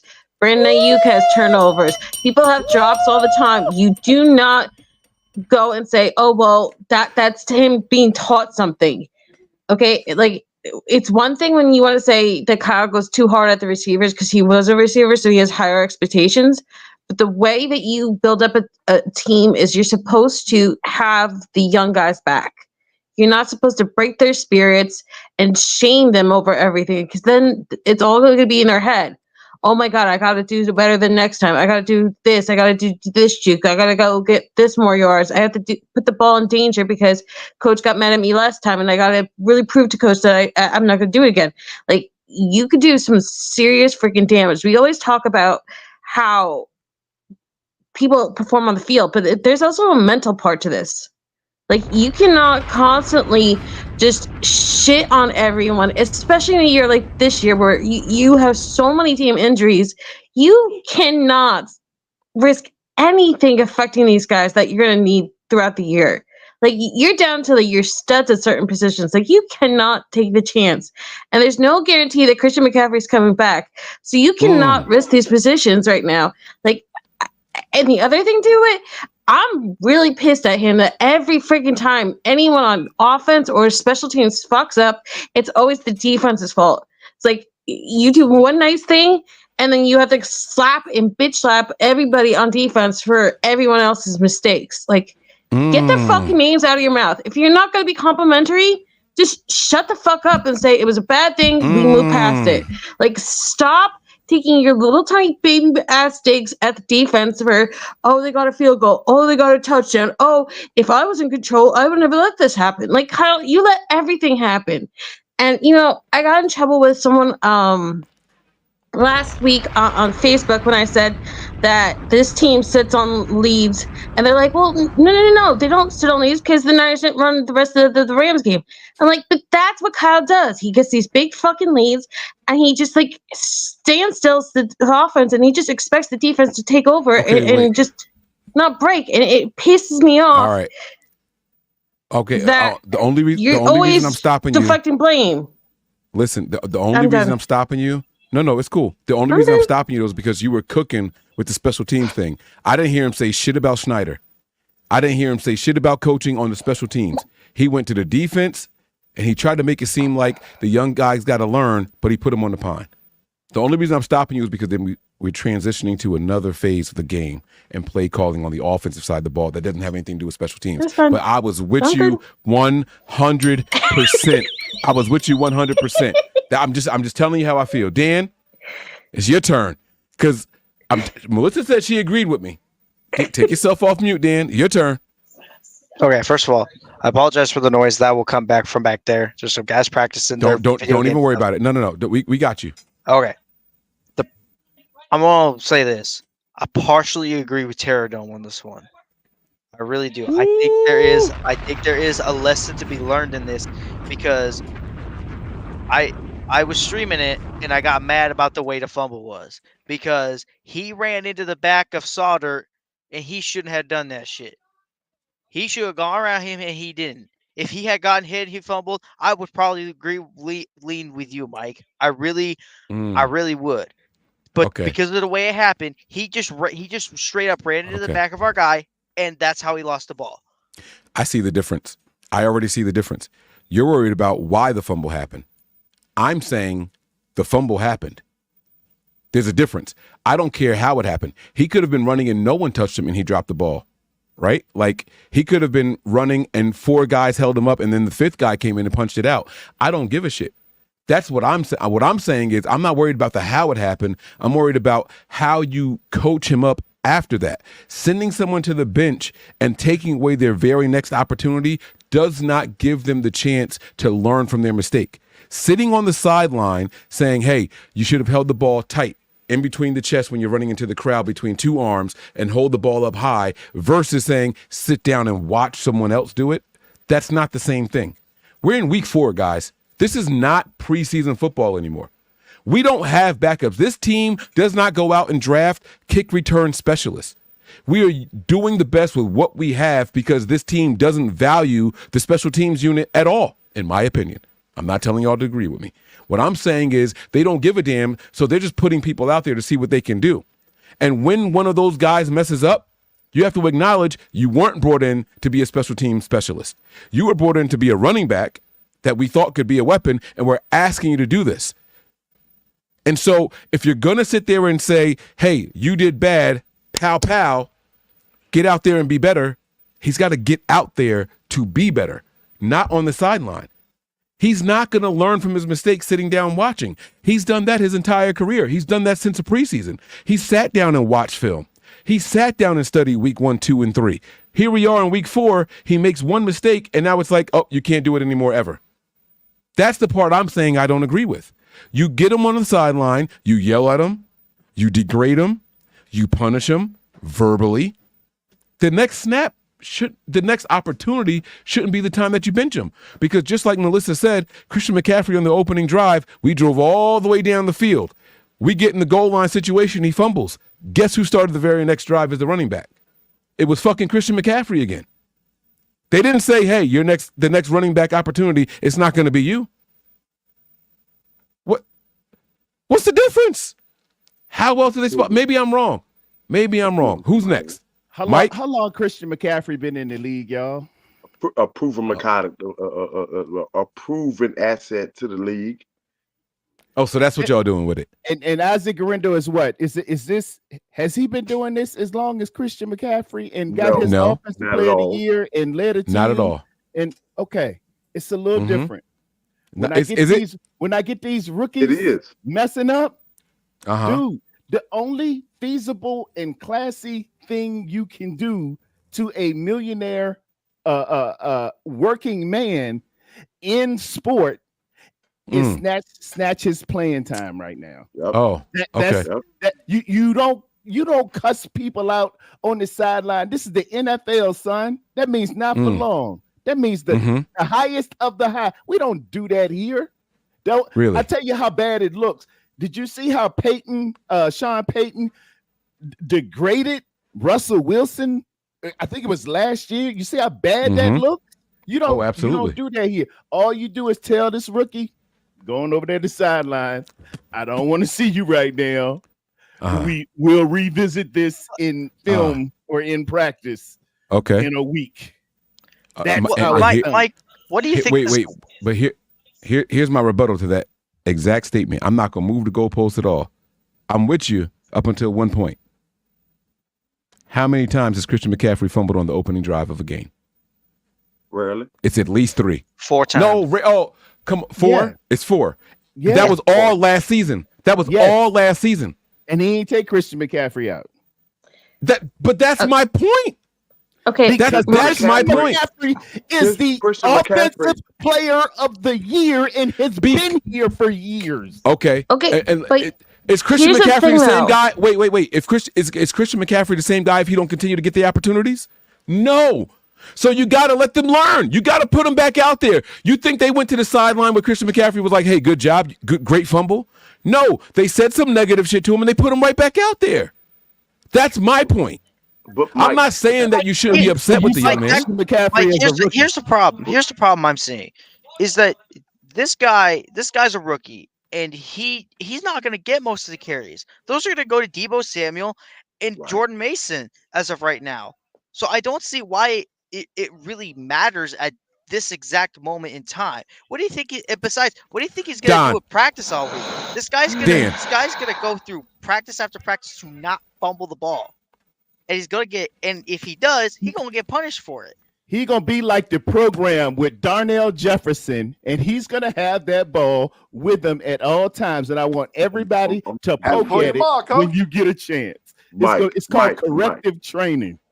Mike, let me say this. There's a complete difference. There's a huge gap difference between Christian McCaffrey and a rookie. Christian McCaffrey has been for anybody that is multiple dog owners or a person that has multiple children. You punish your children differently depending on the circumstances. The older children that have been in your system, when they make a mistake, you chastise them completely different than a younger child that hasn't been in the system long enough. The younger child has to understand the example. You're going to give a more extensive punishment to the younger one simply because they are younger. They need more discipline to bring them up to a certain level of understanding. So, man, I hope your signal cut out. Shut up.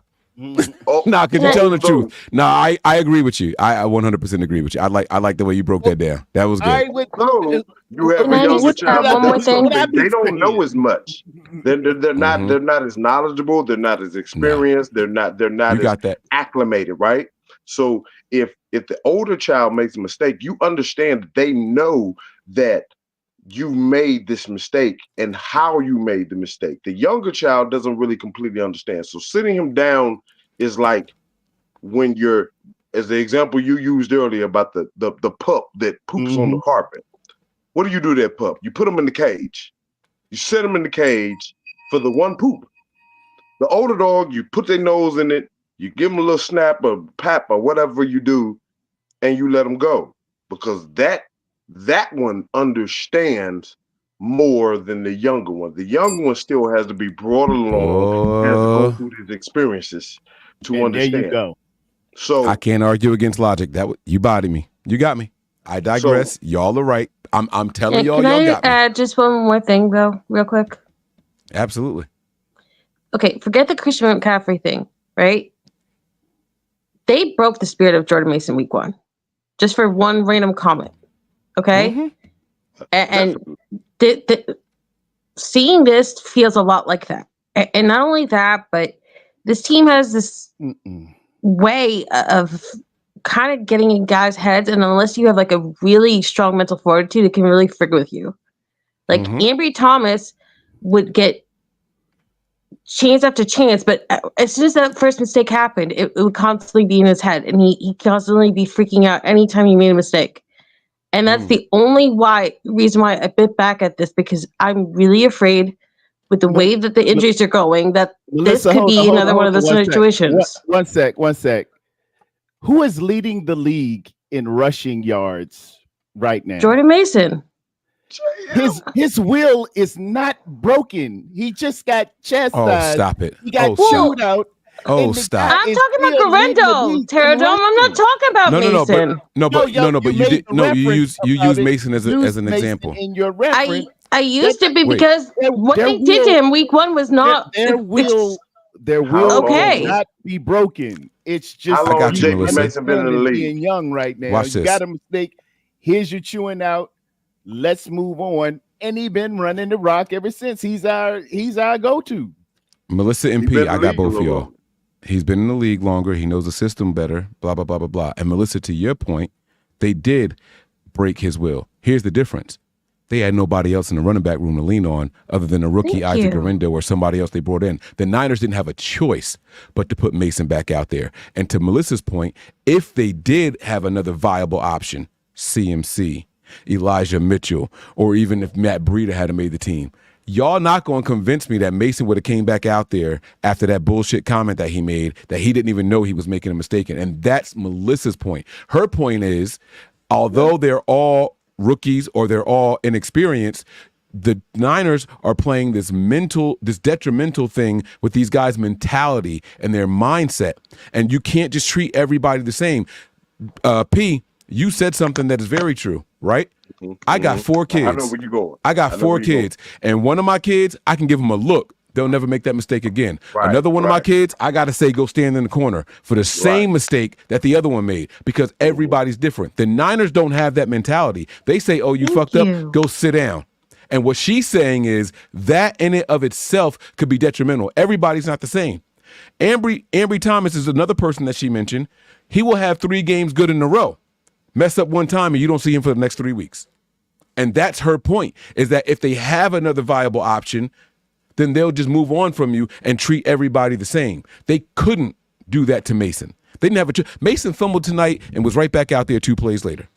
And we've never seen that. If it was so just not going to happen, then why was it such a big talking point on every single podcast the following week after Mike had his accidental, drop on nothing, YouTube? That shouldn't, yeah. That we were all joking around and not really joking, as a matter of fact, by saying that maybe Debo or Kyle Juszczyk have the first snaps at running back because we thought that was going to be another thing of them punishing Mason for that comment. Right. Like, I'm not saying that y'all aren't making any points. I'm just saying this concerns me, especially this year with all the injuries. And, the mental health is becoming a bigger and bigger issue. You can't just say that everyone's supposed to take it on the chin and just get over it. Like, this is how we should do it for every single player. Well, yeah. And to everybody's point, who said that? Go ahead. And Daddy P. We all know about Kyle Shanahan and him with rookies, right? Mm-hmm. Yeah, we know absolutely. that he is very strict when it comes to rookies. These are the newborns. He's very strict with them. The reason he's very strict with them is because when you have your older children, you lead them in charge. They lead by example. If the younger one makes a mistake, now, what we're really doing is kind of putting this overload on these mistakes of these younger people. Now we're talking about Ginando, who's a rookie. Absolutely. And so, as a rookie, there's a bigger discipline level that goes along with rookies. Let's take and Pterodome can appreciate this. Let's take Adam and Eve in the garden. Eve made a mistake. Adam was in charge. Yeah, not guilty, but responsible. If you look at the punishment between Adam and Eve, whose punishment is worse? Adam had to go toward the land. Eve had to endure pain. And her offsprings had to endure pain and suffering. It didn't extend past Adam. With Adam, it was, you're going to have to toil the land. Eve, you're going to have to suffer with birth, and you're going to, and your offspring are going to have to suffer from your punishment. So I say all that to say this. With the rookies, there's going to be a much more extensive punishment because you're younger and you don't really fully understand the extent of what you did. The older ones do.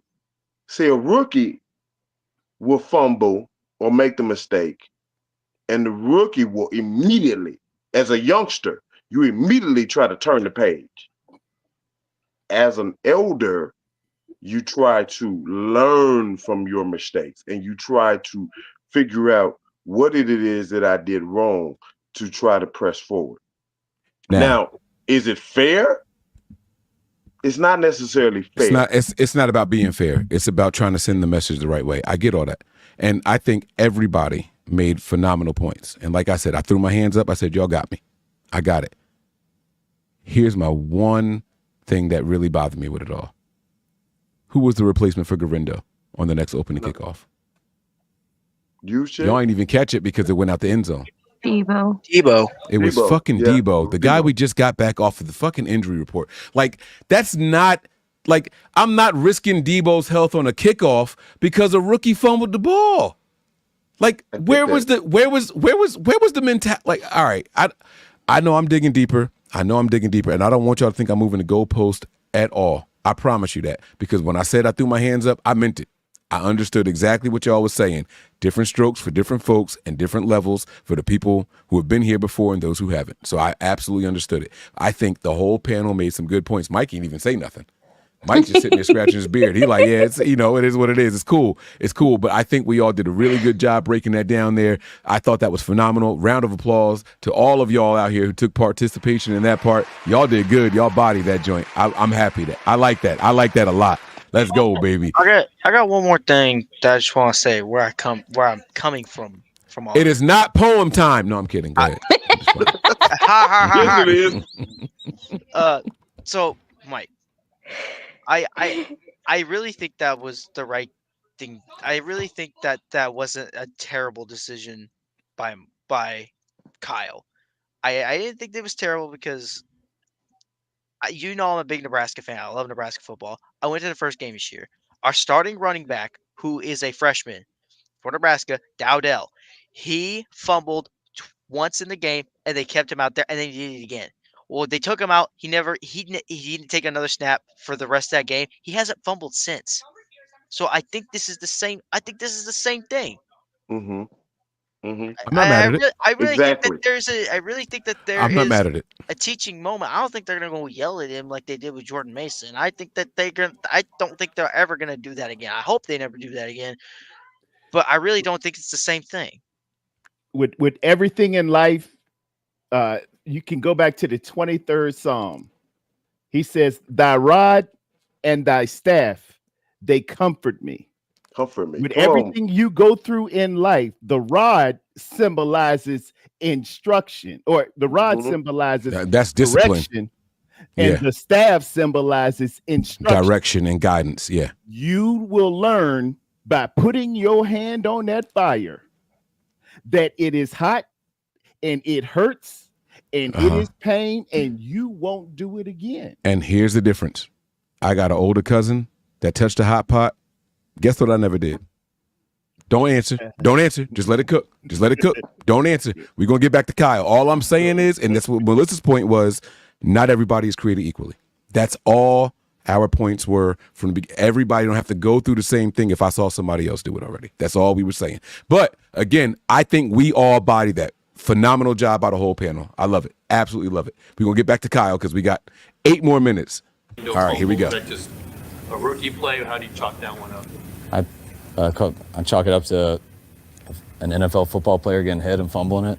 I don't put it on being a rookie. You can fumble it whoever you are. It was a big fumble, especially opening up in the third quarter. I think is what gave them a chance. They answered right away. Biggest thing when someone has a turnover, you want the defense to go out and hold them to 3. I think they scored on a 4th down maybe. We had a commitment trying to stop an inside zone run, and they had a good play call getting out there to score, but we'll come back to them. But yeah, that was a big fumble.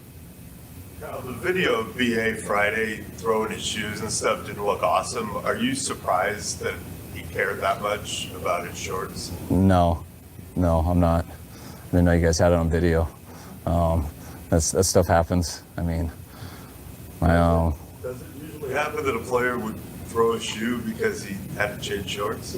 I didn't see what he threw. Maybe he was just joking, laughing about throwing his shoe. Maybe he didn't like his shoe. I didn't interview him about his shoe toss. But I hate some of the clothes I got to wear out there also. But it is what it is. On the interception, Brock kind of just threw it up there for maybe Brandon to make a play. Is that? Nope. Gonna stop it. This was okay. I'm gonna let y'all know. So my grandmother, I told y'all about the service and everything already when I was down there. I just drove back from North Carolina. Her first service was on Tuesday. Okay, so my family has a graveyard down in Carolina. She wanted to be laid to rest next to her parents. But for the family up here in Jersey and up in the Northeast, we had one service on Tuesday. The next one was on Saturday. And so I was out of tune with a lot of stuff. But the Nothing But Niners group chat was going crazy about this one thing. I saw cursing and everything, and my reception was terrible. I didn't know what was going on. And I watched this video and couldn't believe that that's what was being discussed. We, as a fan base, made a huge deal about somebody changing shorts on the field. Mm-hmm. Like, and y'all tell me I reach by breaking down pressers? Mm-hmm. That's what we made a big deal about? The shorts that he knew he wasn't supposed to wear and had the right colors on underneath, he was prepared for already? That's the shit y'all made a big deal about? And now we asking the question about it after the game, the following game that we won. We still talking about that shit at the presser? Y'all asked the head coach about a man's shorts? Short gate. Petty. Short gate. This was the dumbest shit I have ever seen in my entire life. They said he threw a temper tantrum. If any of y'all out there have ever tried to kick some clothes across the room, y'all knew exactly what that leg swing was. Y'all knew what that leg swing was. That wasn't no fucking temper tantrum. It's a weak ass kick. That's what it was. If it wouldn't have, I would have believed it was a temper tantrum. That's all it was. Right. The shit slipped off of his foot before he could swing his foot the right way. And they were like, oh, well, what about the gloves? He took the gloves off. Y'all ever worn gloves and tried to do something? You can't feel the difference between layer 1 and layer 2. Anybody out there who has ever worked with gloves on their hands knows the difference, and you can't feel the difference between layer 1 and layer 2. He ain't want to be out there in his drawers. That's why he took the gloves off before he took the first layer off. And if y'all thought for a half a second that he gave a fuck about them red shorts, why'd he have the black ones on underneath? He knew he wasn't supposed to wear them. He just forgot to take them off. He forgot to take them off.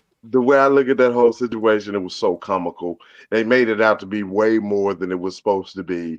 It was Kyle walked up to him, said something to him about it. He did not throw a fit. He was just exercising his ability to just be comical in that moment.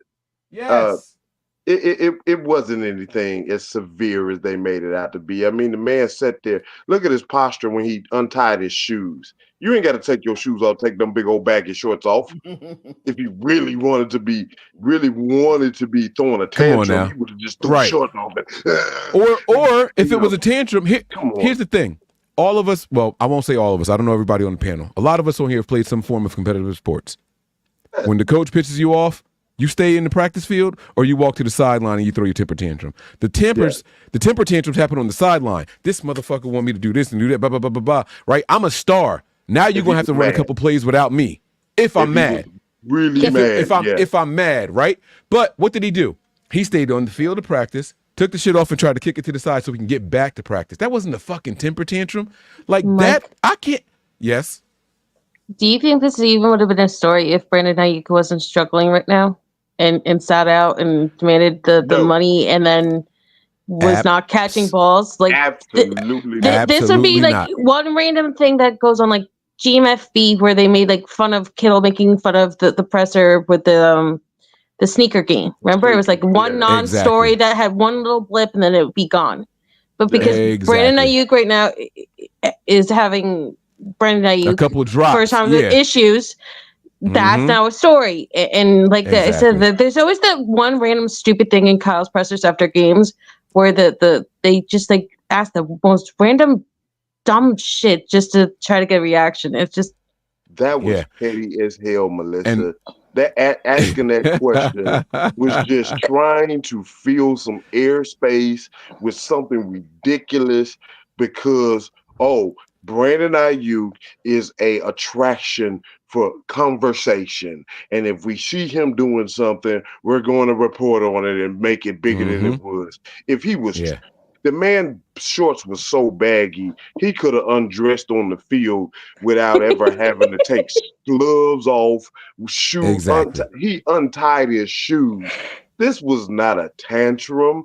This was just a man that was just kind of just going along with the coach, the aspect of he said something to me, so I'm finna just kick these shorts off. And then, that's the one thing that I really hate about people trying to have conversation topics without actually having a topic to talk about.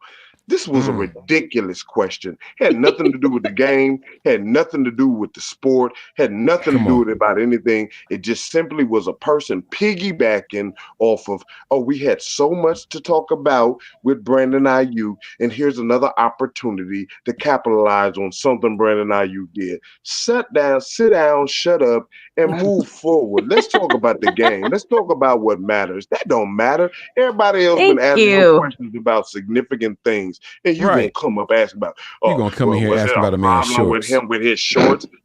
Yeah, Get the hell out of here. This Are is the you dumbest grown? shit I ever seen. Right. Are you grown? I would say, I would feed right into it. Play stupid games, win stupid prizes. I'll go right there. Well, the short shorts. Remember, I don't get it, man. I get irritated really when it's all this just talk. I If y'all wish gonna Kyle talk sports, Shanahan. let's talk sports. If y'all gonna I wish talk Kyle drama, let's talk Shanahan. drama. Listen, I wish Kyle one day would just take the bait. I can't believe he did that with those shorts. What was he thinking, taking those gloves off and all, blah, blah, blah. I wish one day Kyle would just go out there and just take the bait. Just low-hanging fruit. And they'd be like, is this the response you want, you dumbass? Is this what you wanted to talk about right now? Yeah. Yeah. Like, after the game is over, we finally get a win.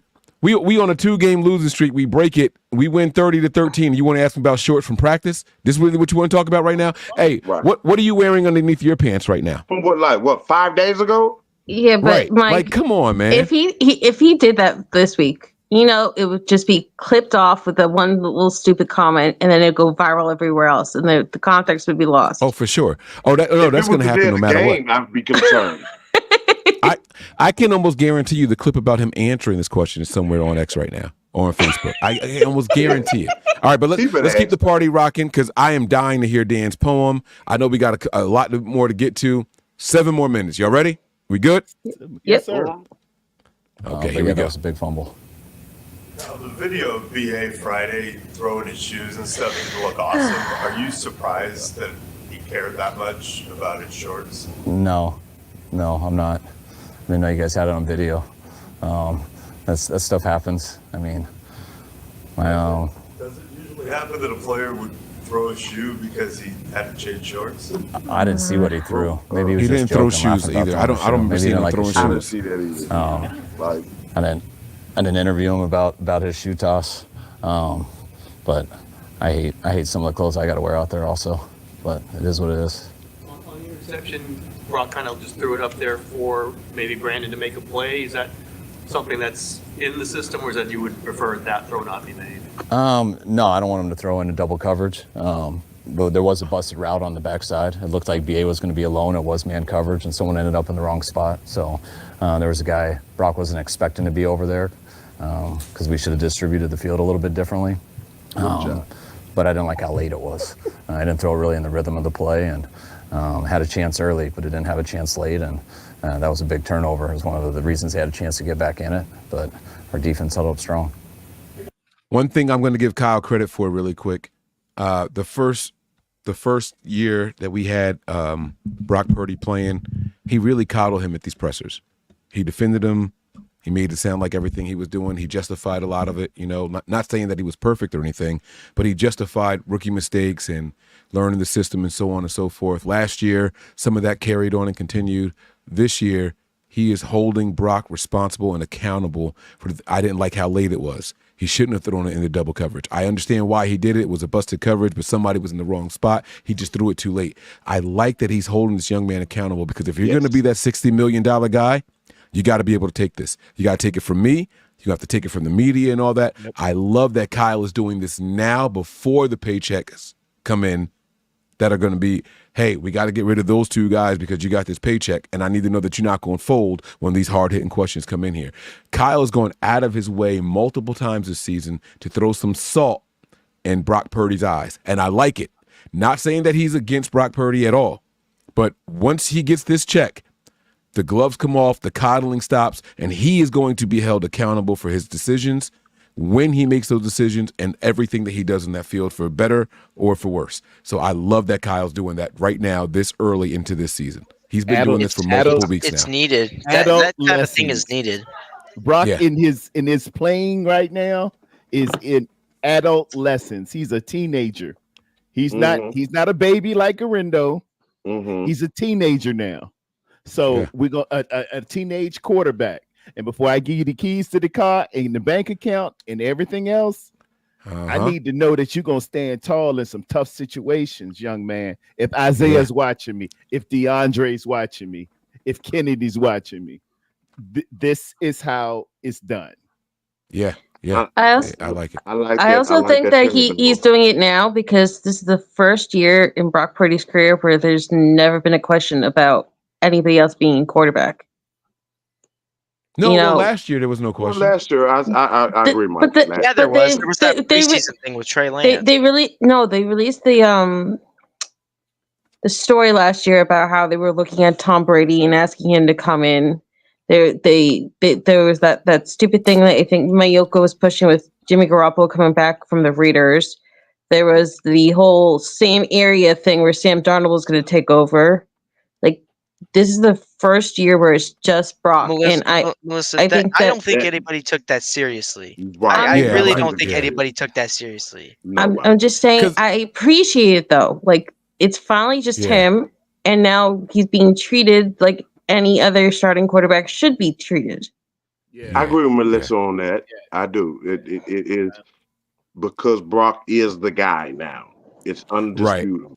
And so now that Brock is the guy, there is a certain level of discipline that goes along with it, like we discussed. Accountability. Right. That's what we're looking at right now. And we're really looking towards that autonomy to where Brock can get to the line of scrimmage, know all of Kyle's plays, don't have to listen to where he want to go with it. And I see that I got it too high. I'm going to change it on mine right now. We need to get to that. You listen to what Kyle said, right? He said there was a bust in coverage, but he was just speed up late. the play clock. You waited too late. Yeah, speed it up. You waited too late, and that's the only thing that he really gave him a lash for was. And you paused for a second too long to make that decision. It was a good call. It was a good play but it was a tick too late, and you allowed the guy to get back and what that is coaching from the podium. Right. Brock's going to hear that assessment of him. He's going to hear the compliment, and then he's going to hear the negative on it also. And that's something that Brock's going to have to take into account. Best part of Brock is, best part about it is, when Brock is going to be asked this question, he's going to say the same thing. Exactly. Too late. And we on the same page. All we got to do is just like practice. We walk through first, then we're going to speed it up to an aggregated thud. Then we're going full speed, guys. Y'all move the dummies out of the way. This one's going to be full speed. So you know it's coming. Well, where did you go wrong? And Brock will say, I was a tad late making the decision to make that pass. Where last year or the year before, Brock, it wouldn't have been the same kind of disciplinary action. It wouldn't have been the same response simply because you're not progressed. You haven't matured enough to recognize and understand this. What we're missing is what's being said in between the lines. Brock made a good decision. There was busted coverage. He was just a tad late.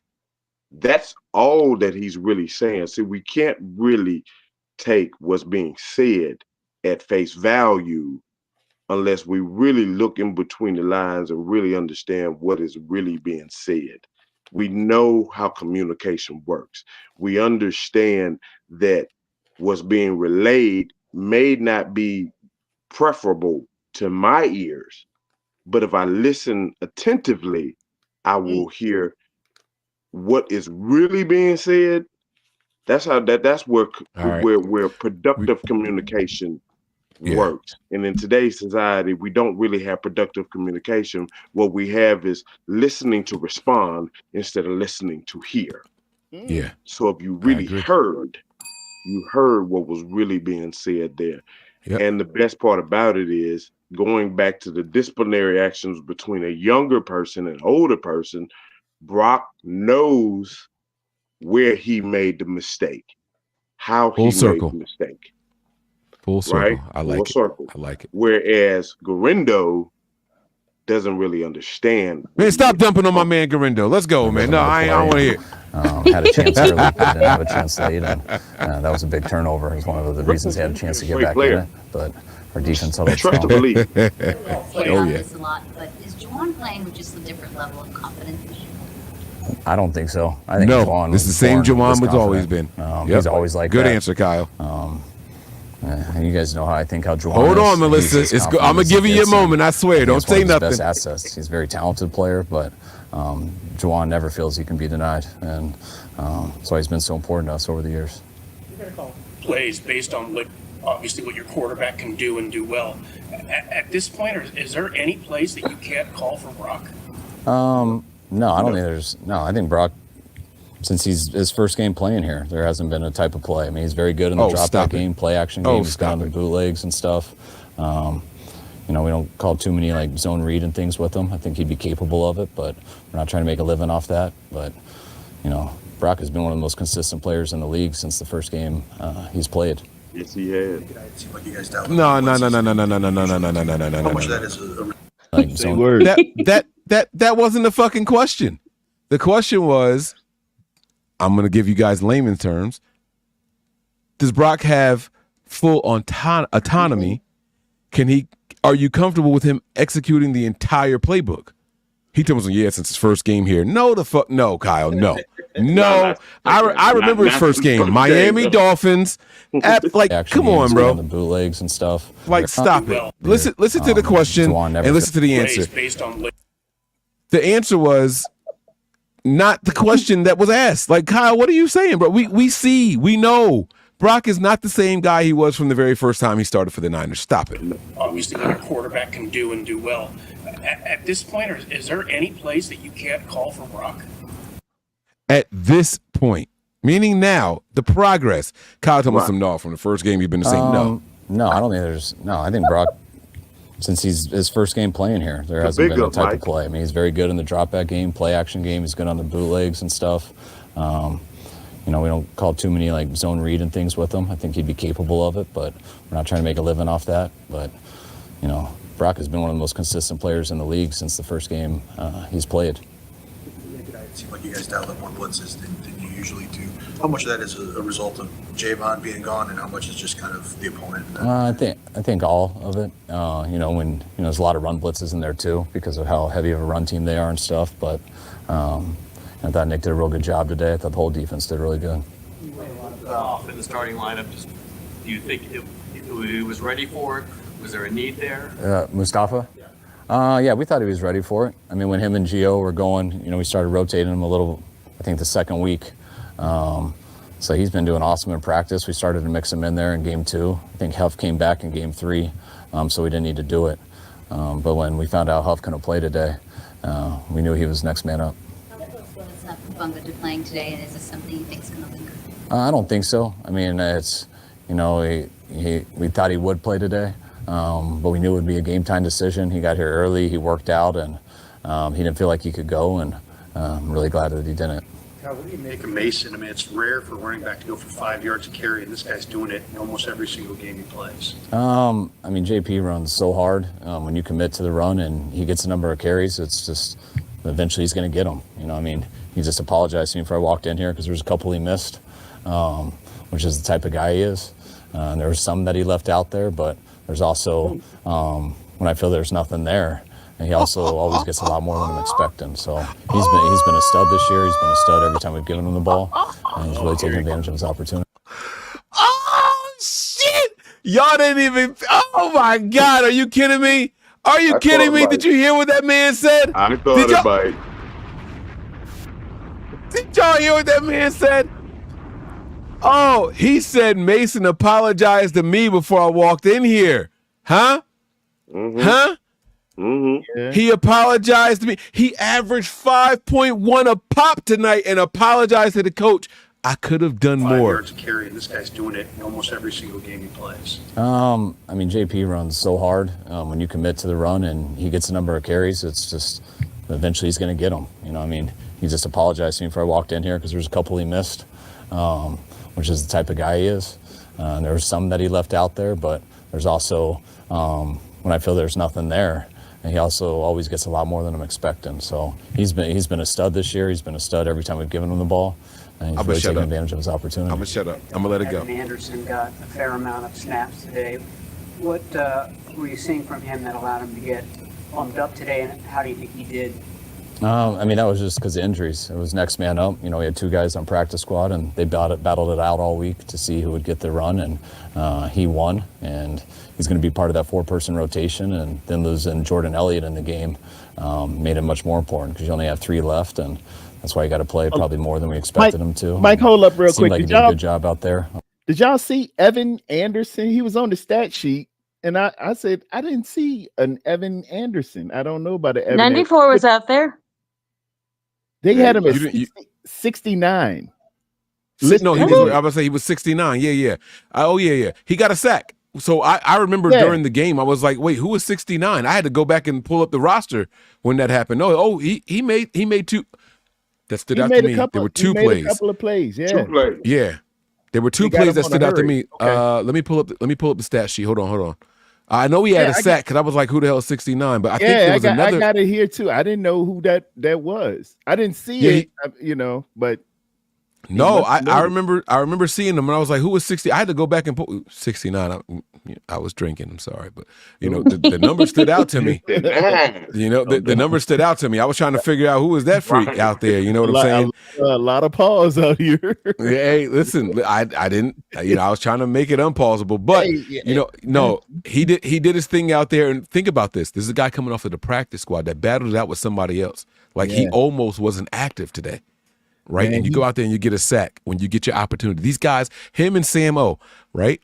These guys. I saw Sam O 91. Yeah, Sam Come on, bro. Come on, bro. Where's that round of applause at for these young men? Categories. He was in solos. He was in sacks. He was in tackles for loss. He was in QB hit. And I was like, they played for them. Yeah. Okay. And I was very proud of him. But no, so I get it because if you blink, you miss it, right? We're talking about 3 individual plays that he stood out on, but I'm telling you, there was a play. I was like, who is that? Who is 69? I said it during the Terradone, you was in there. I'm sure you heard me say who was 69. I don't remember seeing 6. Sometimes I had to mute you because you was doing a little too much, man. You be playing. I'm sorry. Music and stuff. Yeah, my sound effects. Like you're not like us. I was like, you playing that thing again. They not like us. They not like us. I'll be partying on the Patreon, man. I'll be trying to have some fun over there, man. I'm sorry. Sorry, not sorry. That's what we're here for. So, Mike, but yeah, no, you never have to apologize for being Jersey. There you go. That's how we get down, right? That's what we do over here. So, never but no, I was very happy for the Jersey. young man. But he had some sweet sneakers, and those were from a guy from Virginia. Continue on. Okay. All right. It's always good to get some young guys some experience. You see Brock swag out there with the red Adidas? I mean, 6 sacks. They did so well against. I mean, from what I saw out there, it seemed like they dominated the run and the pass game. So I was really excited with them, especially losing Hargrave last week. We really needed to step it up, and then losing Jordan in this game too just made them down a man. And I thought they played well throughout the game, first quarter to fourth. You want to be 50-50 run, pass. You always say that. Understanding. I've actually in the past, does Purdy's success make you think, yeah, we can go for a little more? I think you were 60-40 pass most of this game until the end when you're running it. Is it a case where your quarterback allows you to think, oh, you know what, let's just start throwing the ball more? Yes, but I mean, I think that's how we've been since really he's been in or gotten in. It took a couple weeks to realize that, and but usually that is how it works out, especially a team like that, the way that they play up front. They had 6 guys on the line of scrimmage a ton, which you can run the ball versus that, but if you just think you're going to do it on every first down and second down, you're going to be a lot on third and longs and have some 3 and outs. So you got to mix it up and, get them on their heels, make them play some other stuff. That's why we had to throw some of those posts today. Just the guy. Another I won't call it a dumbass question. Another silly question by the media. Oh, well, you were 60-40 for the most part, but then at the end you started running the ball more. What do teams do with the lead, dumbass? What do we do week 1 when we had a nice dominant lead? We run the ball to get the time off the clock so we can go home, right? That's how you end up 50-50. Right? Isn't Jimmy threw the ball 8 times in a playoff game? Run the ball more. But what do you do when your team is down? You pass the ball, right? You end up 50-50 because you're in control, right? So 50-50 is the end result. It's not what happens in the first 2 quarters. Mm-hmm. That's not how it works. It's at the end of it all, when it's all said and done. If we end up 50-50, that means that we did something good through the duration of the game. That's the goal. That's the end goal. He said, did you hear the question? Never mind, man. See, it wasn't a dumbass question. It was a silly question. These people just don't. They don't. Question, Mike. You're right. It was a dumb question. All right. Okay. I thought maybe I was being a little too harsh. Thank you. Okay.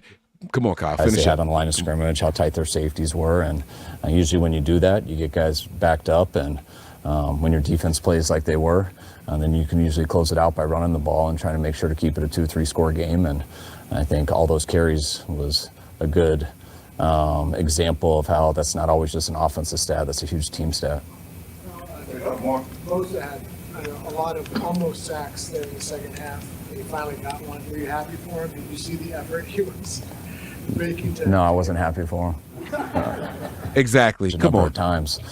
Stupid which you ass can get the question. strip and stuff, but I haven't seen really anybody just pull him down with one arm. You got to hit him square, and that's why he's one of the more competitive guys I've seen play that position. And were you happy for Bosa with the sack down. fumble? No. Like.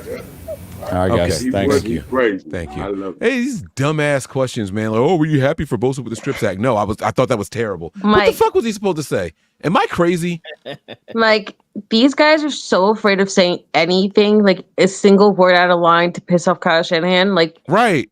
I hate Grant Cohn. I have no respect for the man, but he's like the only one that goes in there fearlessly, and he doesn't care who he offends. No. Right. And like, that's what He's I tell the people all the only time. one. Like, I can't stand him, but at least he has the balls to be in there and be like, I don't care what you think. I'm going to ask what I want to ask, and then I'm going to go. There's an appreciation for the asshole mentality, right? Like, it's like, sometimes people have to say this, and you guys are going to pussyfoot around it. Let me go ahead and do what I got to do, right? And so I do have a level of respect for Grant Cohn. Do I like his methods and all that stuff? Like, when he just randomly posts in the middle of the game, Kyle Shanahan is 0 for 22 when he does this, like, that's different, right? That's where you find the dislike. But when it comes to the questions and asking, and like, Grant, he's going to say what needs to be said, even if people don't want to hear it, especially in the middle of a losing streak. But tonight, I didn't hear Grant say anything. So, guys, here we're going to provide some structure now. I want my guy Mike to speak. He hasn't said anything all night. I have no idea. His phone's got to be plugged in. Otherwise, he'd be down to 12%. So I want to hear from my man Mike. This is what I'm going to do. I'm going to put the screen like this. All right, Mike, you coming up. Let's go, Jersey. Following Mike, I want to hear the poem. It's going to be poem time. And I'm going to continue with the positivity because I know Melissa has been bubbling for weeks. For the last 2.5 weeks, we have one receiving leader on this team, and I know that she is going to explode if she doesn't release what she's been trying to release. So we're going to start with Mike, and then we're going to go to Dan with the poem, and we're going to respond accordingly to what everybody has to say, and then we're going to give it to Melissa, and then we're going to open up the floor for a nice little round table discussion, and we're going to wrap this thing up, all right? And I am not in a rush. We're not in a rush, okay? So, Mike, I got to hear from you, big dog, man. Let's you go, say Jersey. whatever the hell you want to say. Mike is in the building. What's going on, big dog? First of all, I don't have to say nothing. I'm the silent assassin. I just sit here and do what I do. Baby. That's number one. Number two, this damn shot's been sitting over here for like Hold an hour. up. I'm doing one with you, now. Mike. Let's Come go, on, Jersey. baby. Come on, baby. You wait, no, motherfucker, Mike. I was going to pour one up with you. What you doing? You don't need to. Nah, yes I do, man. You know, hey, listen. I've said it over and over on this show. Because it was at 20% a little while ago. Yeah, so Let's listen, go, man. Mike. I told y'all Mike's that there's plural. There's two different types of people I ride for all the time. You got to have a name, Mike, or you got to be from Jersey. This guy is both. the doubleheader right here. He's both. Mike, I'm taking it with you, bro. Whether you want to or not, I'm right here with you. Anybody else want to get in on one more? Let's go. I got another Let's one go. for you. Uh-oh. I'm a Mike too. Come on. Come My on name now. is Miguel, Where so we I'm at? Mike too. Let's do it. Hold them up, baby. Huh? Dan got another propel over there. Let's go, baby. I told you And I'm I'm gonna say go the get that poem. one. I do it. And I'm going to say the poem. Through the lips and past the gums. Watch out, tummy. Here it comes. Let's go, baby. No. Yum, yum. I'm so glad. All I got to do is inventory tomorrow. All I got to do is count. All I got to do is count tomorrow. Tomorrow's inventory day at the office. All right, Come Mike. here. It's okay. Don't get the The count floor wrong. is yours, big dog. Go ahead, Mike. The floor is yours. I don't even know what to say. We won. That's good. I'm happy. Oh, well, then I'm gonna ask you some questions if you don't know what to say, because I'm gonna fire him at you. You sure? I guess. All right. Are you concerned? No. What would you do with Aaron Banks? This contract year. All right. He had a penalty or two this game. I think one of them was declined. I think one of them was accepted. My question to you is this. Didn't he have a false start? Yeah. Yeah. Yep. Yeah. He definitely had a false start. My question to you is this, though, right? Aaron Banks could get a contract. Everyone's saying we don't need to do that because we got Dominic Pooney, but then that would create another hole at the right guard position. Would you let Banks walk, move Pooney to the left, or, hear me out, call me crazy, keep the good offensive lineman that's been really hard for the 49ers to find in Aaron Banks, maybe lower the contract while you keep him, and keep the rookie? What would you do with Aaron Banks? That's a good question. I would keep him.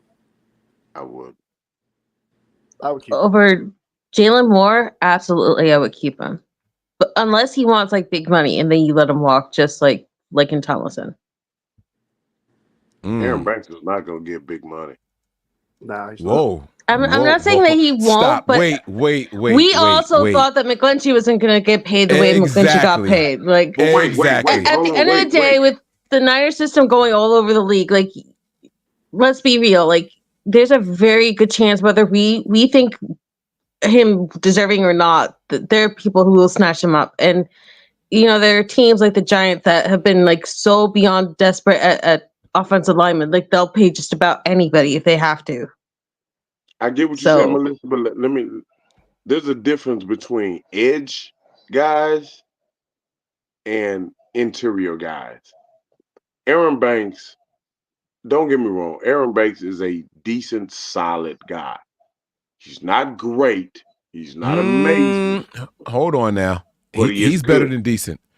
Okay, there you go. He's good. I'm about to say he's better than decent. I'm not gonna let you just do that to him. When I say decent, I mean for the aspect of, because we got a Trent Williams on one side, right? Don't do that. All star, right? And when you're looking at that, you're talking about a one of few. How many interior guys actually ever are talked about as being upper echelon guys? There's a couple. There's a couple. But here's my only pushback to that. Mekhi Becton just got onto his second team and screwing over his second team because he can't stay healthy. And yet he got paid by Philly because they were beyond desperate for somebody. That's all I'm saying. Like I get what you're saying. The very fact that the majority of the time Aaron Banks is healthy is going to get him paid somewhere, whether it's here or elsewhere. It depends on if he's going to want to be a Niner or if he wants to be paid, because those are two separate things. Okay, well let's look at contracts. Interior guys, interior offensive linemen don't get paid bags. They might get a bag. What have you been paying? No. Are you okay? You had one too many shots today. Because you have not. Interior offensive lineman is predicated high regard. You want to play this game? I'll pull it up. Watch Hard Knocks this year. The Giants and Jets were trying to outbid each other this year because they had nobody to fill just their starting rosters, let alone their backups. I'm talking about one example, though, that was a nationally televised thing where the Jets and Giants, who share a stadium, were so beyond desperate that they were trying to outbid each other and were strapping themselves at everything else because they were that desperate for offensive linemen. You don't even have to look at just those two franchises. Offensive linemen, the pay is going up, but more importantly, there's some guards that are getting paid like centers were just 3 years ago. These positions have changed, bro. The top guards are getting paid tackle money. There's Chris. You know who Chris Lindstrom is? He's getting $20 million a year, bro. He's getting $20 million a year. Mike. You got Landon Dickerson getting $21 million a year. These guys are getting big money at the guard position. They're paying these guys. Wasn't Zach Martin paid at guard too, Mike? Come on. Okay. Well, all right. So we know the positions that are held at high regard. Center, tackles on offensive line, centers and tackles. Pretty much the only guys that are really held in high regard. Those are the only guys that are really getting paid big money. Now, I think you're tripping. But $20 here's million is a lot of money to us. Listen to me. But here's the difference. The Niners don't value the center position. Wait, but even if they do, he's still wrong. The highest paid center in the league is only getting $18 million a year. I told you 2 guards. Okay, but guards are getting $21 million a year. That's what I'm trying to tell you. You got an $18 million for the top guy in the NFL at the center position. The next guy is down to 13.5. They're not guards. Way down. When you look at the guards in order, 21, 20.5, 20, 20. 18.5. These guys, the guards are getting more money than the centers. That's what I'm trying to tell you. I don't know that I'm letting Aaron Banks just walk. Each and every year, Mike, there are positions that are elevated. The quarterback position is always going to be one that's going to be highly elevated above others. The wide receiver market just exploded this last season. And although I don't agree with the fact that players are getting paid simply because the market says this is what they should get paid, that's the premises. So when the guard position starts to go up, they said, okay, well, this is the market. Doesn't necessarily mean that that's their value. Because we have Dak Prescott being paid $60 million a year, and none of us would agree that Dak Prescott is a great quarterback. That's not. But that's you moving the goalposts. We talking about what he's gonna get versus the question I asked Mike was, what would you do with him? Right? If I'm I want Mike to answer the question before we jump into it, and then we'll come right back to it. I promise, because. What you think someone should get versus what they're going to get because of the market once they hit free agency are two very, very different things. Very different. So I want Mike to answer it, and then we can have a roundtable discussion. Once it's time for roundtable, I'll change it to this view right here. But I want to hear from Mike, and I want to know what he would do with that guard position in particular. Take control, Let's Mike. go, I like Mikey. that. I like that. I thought I did answer it and say that I would keep him. I thought I said that already. Oh, I didn't hear it. It was a lot, so I didn't miss it. Okay, so you would extend them. We have some good linemen. I want to keep the good ones. Thank you. Okay. Go, Megan. And so with that said, right, and this goes back to what Pete was just saying, right? The market is the market. None of us in here thought that Brandon Aiyuk was going to get $30 million in February. You don't want to know why? Because $30 million would have made him a top 2 paid wide receiver. However, once you wait until April, May, June, July, August, and then early September, $30 million made him only top 5, top 6. Mm-hmm. The market changes very quickly in the NFL. Mm-hmm. So, back to Mike again, would you pay him during the season? Would you try to work out something now as opposed to waiting until the offseason and right before the tampering period when he officially becomes a free agent? Would you do it now in season, or would you try to wait? I mean, it makes sense to do it now in season. It's definitely going to be a lot less money than it will be later.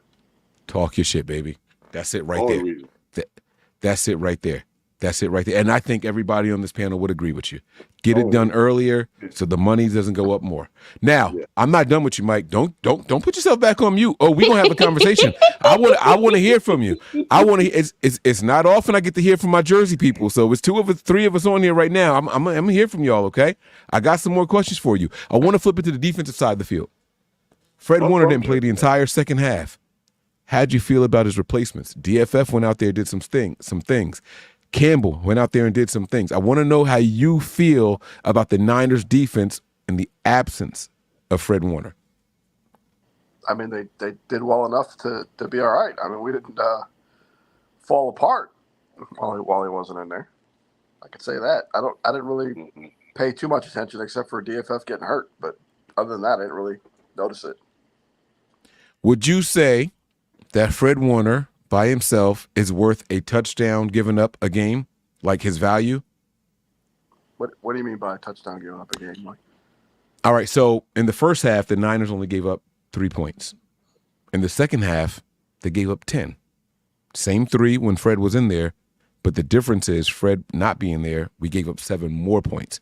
Do you think that Fred Warner's value is saving the Niners or removing 7 points from the Niners' opponents? Do you think that Fred Warner is worth more or less than 7 points a game? Is he by himself a 7-point swing player?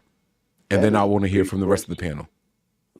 Well, that's a weird question anyway, because I mean the only reason why they gave up 7 points is because they fumbled near the goal line. Talk your shit, Mike. I don't think so. No, I agree with Mike. So you think that had it been a regular drive, we still wouldn't have given up those 10 points? I don't think so. Not in my opinion. Did you see a significant drop off in play? See, that's what I want to know. That's there you go. Ask the question, P. Because that's what I'm getting at. I didn't notice it. That's what I'm saying. I didn't notice it. But it was a significant drop off in play to make me think that if they didn't have short field, that would have been the outcome.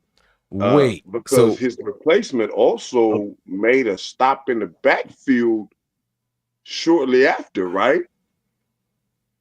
If I remember correctly, he tackled the runner for like a 3-yard loss. Yeah, that was a tackle. Absolutely. Right. So what y'all are saying is Fred Warner's overrated. No, I dare you. Wait. I was coming. Hold on, Mike. I was gonna throw in this. I don't know if y'all remember or not, but Fred Warner scored a touchdown. Yeah, that's what I was Come on, that's 14 points. Talk your shit. Yeah. Now we cooking. Can I just say one quick rebuttal to all this? Come on. Yeah. Okay, I am not in any way saying that Fred Warner is anywhere near not deserving of credit. I think it's a bit too blown up right now, in my personal opinion. But did you see how the defense clamped together when he got out? And they started playing really hard, and they weren't being uber gashed. They were playing their gaps. They were doing their jobs. There wasn't anyone in the middle trying to get all his fancy stats and punch outs and interceptions. There was nobody running into each other. They just clamped down. What Melissa is trying to say is they became fundamentally sound in the absence of Fred Warner. I want to ask you know what it reminded me of? Mike, it reminded me of that game where you remember Dre Greenlaw got ejected stupidly by New York because Herbert was rolled into him. Even though Jimmy Ward had his legs and it shouldn't have been happening, but it happened anyway. Or like last year where Drake Greenlaw got thrown out because of the stupid big dome crap. Yeah. I think that is what I've been missing for the last 3 weeks. Even in the Jets win, the defense was just surviving. They were just really flat. I even got so mad yesterday, Mike. I called them a bastard defense that was a mix of the Cowboys and the Giants. Because I was so beyond. Nope. She got to go. She's not going to compare my Niners to the Cowboys and Giants on my stream. She got to go. She's been blocked. I'm kidding. I'm bringing her back. She's there. She's there. But she's not going to just call us that. No, but I was saying that I was frustrated. That's why I said that. And it was just in a chat. No, I understand. No, I know. But that's what I was happy about because I have no faith in Demetrius Flanagan-Fowles. I think he's an absolute liability, especially with the run game. And so, but did you feel that way tonight? No, but that's my point. I think they played better without Fred. Now, I'm not saying that's a long-standing thing that's going to do well for us in the future. But I'm saying, as of tonight, I'm really because we've been clamping on DFF, we've been clamping on Campbell, and the very fact that they held it together, and even after DFF was getting hurt, Fred was right there, right up in Tatum's face, and he's talking him through what has to happen for the rest of the game when Tatum Bethune was going to come in because they lost another linebacker. I'm just saying, I appreciate the way they reacted as a squad. They had each other's backs. And we've been missing that at defense. I want to say this. Well, one of the key things that anybody who's ever been in a supervisor position or anything, when you get an underling, you want to impart your wisdom to them so that when they come in, it's either improved or it's seamless. You don't have a drop off. What we saw tonight was that transition, right? Because Fred is not gonna be there 5, 6, 7 years from now. Now, what I do want to say is this. I hear you, Mike. I hear you. What I want to do, what the question I want to ask is this: if Fred had to miss the rest of the season, would you feel as comfortable? Okay. Now we cooking. Okay, so hear me out. Hear me out. Told you guys about my situation this whole week. Had to go down to Carolina, blah, blah, blah, blah, blah.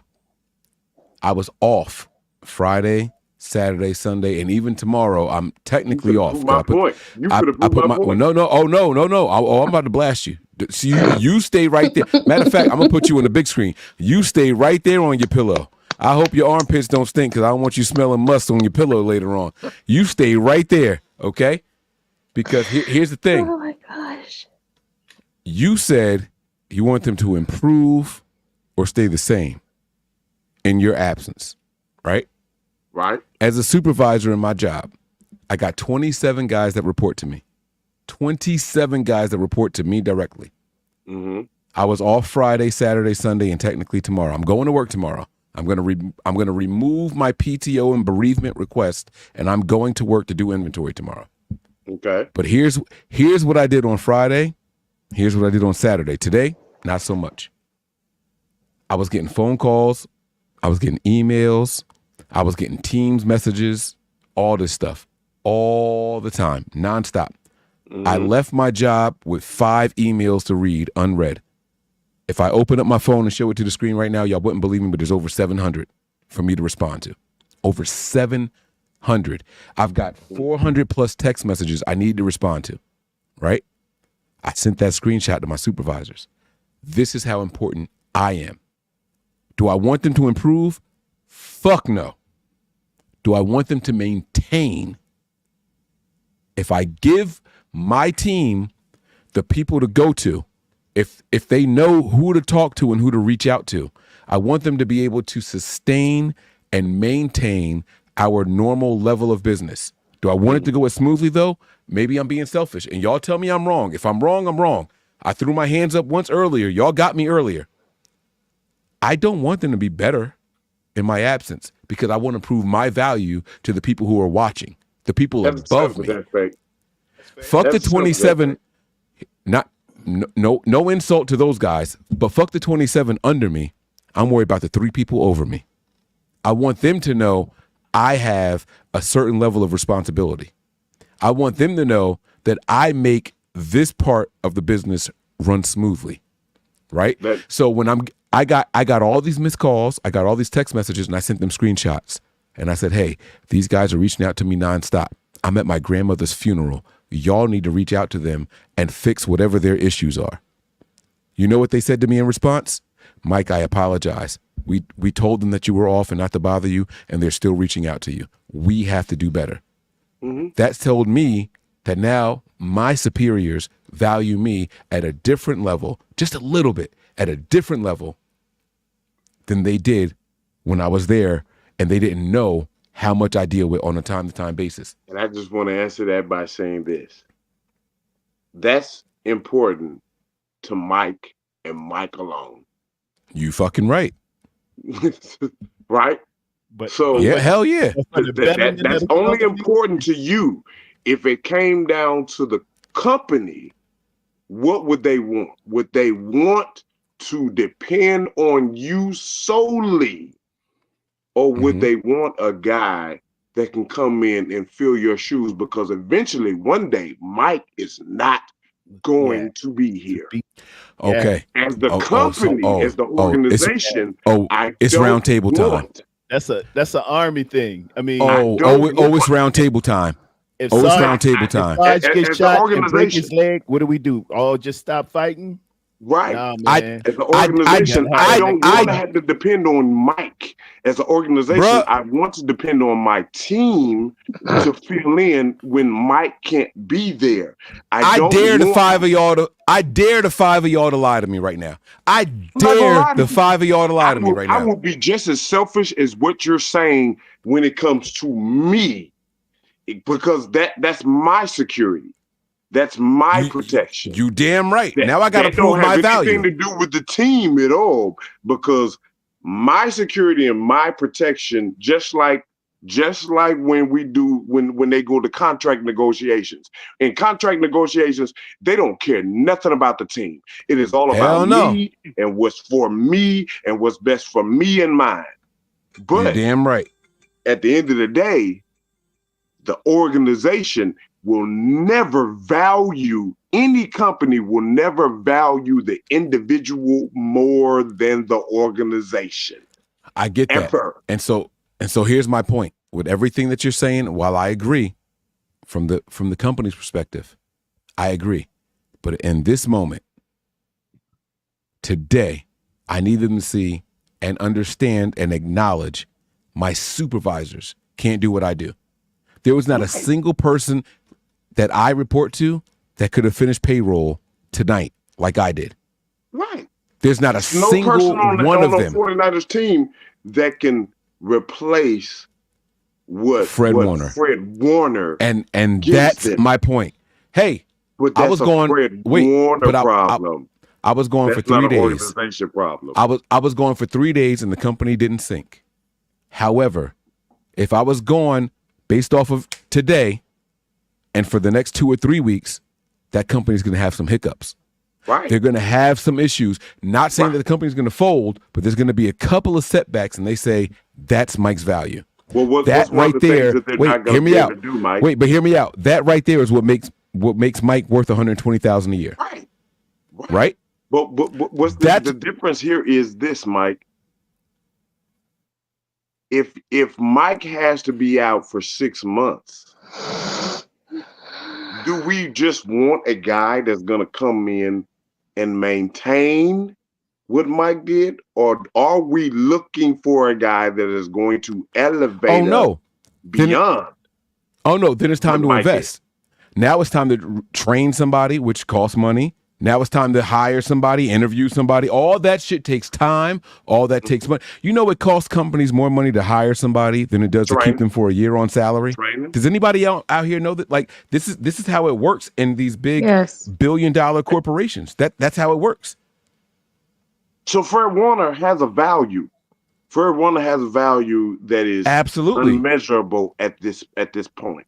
He is the best Can linebacker in the game. add something in that's just totally different? Hold on, I'll let you go. But however,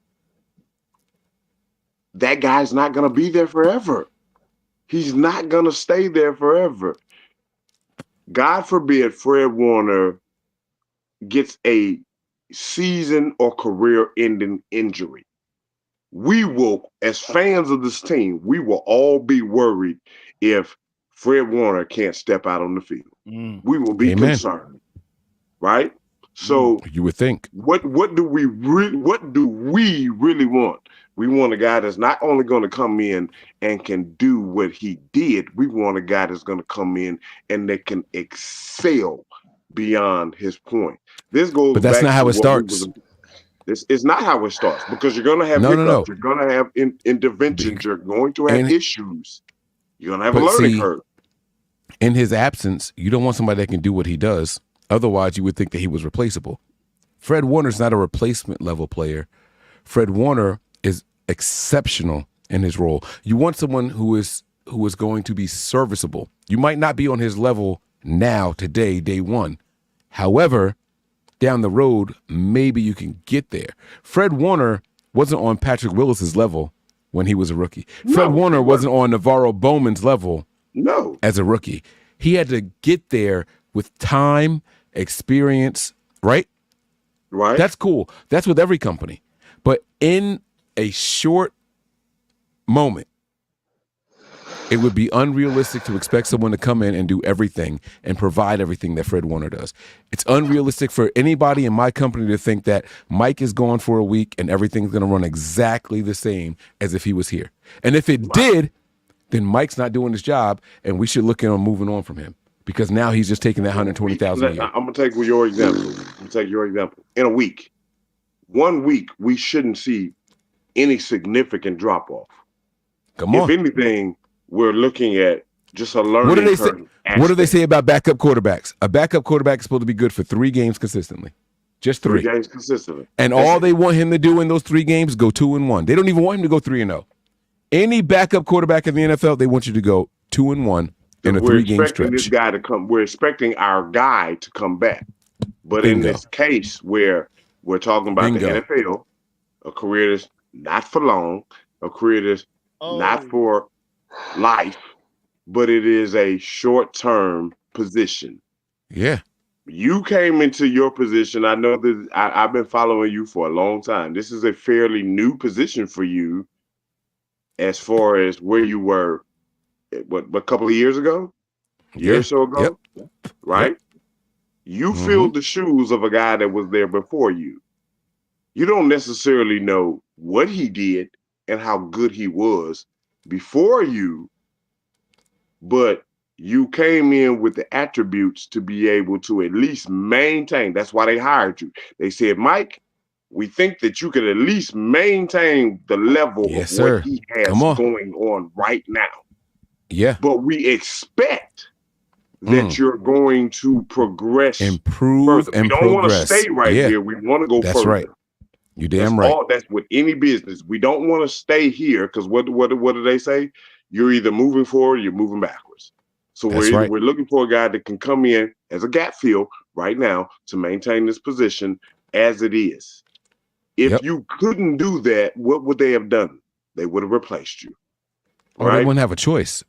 But they would, but then they would calculate for losses or setbacks along the way. Exactly. The Niners aren't in the business of setbacks and losses along the way. Can't so afford that it. means that Fred Warner is, but they also understand in this industry, Fred Warner can be going tomorrow. Yeah. Mike, can I now not have necessarily will be my going tomorrow. pitch? Did you call me a bitch? No, can I have my pitch now? Go ahead. Oh yeah. Come on. Oh, come on. P, I wouldn't call you a bitch. Come on, Mike. You from Jersey. I called you from out Jersey. sometimes, but I've never just gone at you like that. Like even when we didn't understand each other over Kittle, I've never lit the B word at you or gone That's nasty true. or That's true. any of that That's shit true. with you. That's true. All I'm saying is you from Jersey, so it wouldn't surprise me. me. A little bit. Come on. Go ahead, baby. The floor is yours. This Come man on. knows. This man knows. I think of him as the beloved big brother that I've always wished for, and he's changed my life. But that's right. Sometimes, Mike. Okay, I think that this is the best thing that could have happened to Fred Warner. And you're gonna be like, "What the hell is she talking about?" But he said it on a couple. Now, everybody here knows I'm a Dre Greenlaw fan, so I really pay attention to a lot of stuff that happens with everything that ever even mentions the name Dre Greenlaw. So Fred Warner has said in multiple things, and he even said it this year when Dre walked across the stage to get his award, that Fred Warner wouldn't be Fred Warner without Dre Greenlaw. That's his safety blanket. He could play free and he could do what he does because Greenlaw's always there to be his backup and to fill in all the little gaps and holes and fills and whatever. So this is the best thing that could have happened for Fred Warner because he also says on repeat that whenever Greenlaw's not out there, which has become an issue again, that he tries to do too much, that he's trying to be the leader, the fire, the passion, the mic guy, the communicator. He's trying to make up for what Greenlaw cannot bring onto the field. And I think him seeing that them being efficient and holding it down for him and not his absence being this big gaping hole actually will tell Fred Warner, dude, calm the hell down. You've done a good job as a captain. You've done a good job mentoring these guys. You've done a good job Now just do what you have to do, and everything else is going to click around you. You don't got to be the everything man. You got to just be Fred Warner and do your job. And so in a really twisted way, I think that the result of this is actually going to do more good for Fred Warner going forward than anything else would have. Because if I think they struggled even a little bit more, then he would have been like, oh shit, this team can't do anything without me here. Right. And so I think that this was really good for Fred's benefit to be like, okay, no worries. It benefits the team more. And especially when things have gotten dicey and like the Super Bowl and stuff like this, I think it's just a reminder that he needs to calm down. And so I think in a weird twisted way that this is good for Fred. I agree. I think it's more beneficial for the team than it is for Fred. The only reason I say that is because now the team also knows that, well, if Fred goes down, we do have a guy. I agree with you with it being beneficial for Fred, simply because Fred now has the security in knowing, okay, he doesn't have to do everything. Yeah, I can trust my guys. I don't have to be the guy. Lamar done scored again. But with the understanding that I am the guy, because he is the guy that helped train them, bring them along, and help elevate them to that point. I don't think it got better when Fred went out. I think it stayed the same.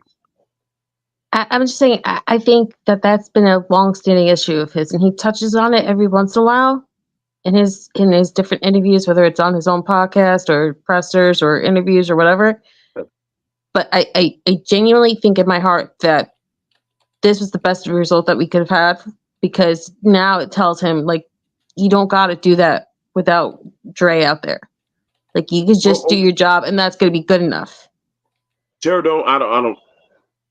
And you remember, it was a big issue because remember, the church.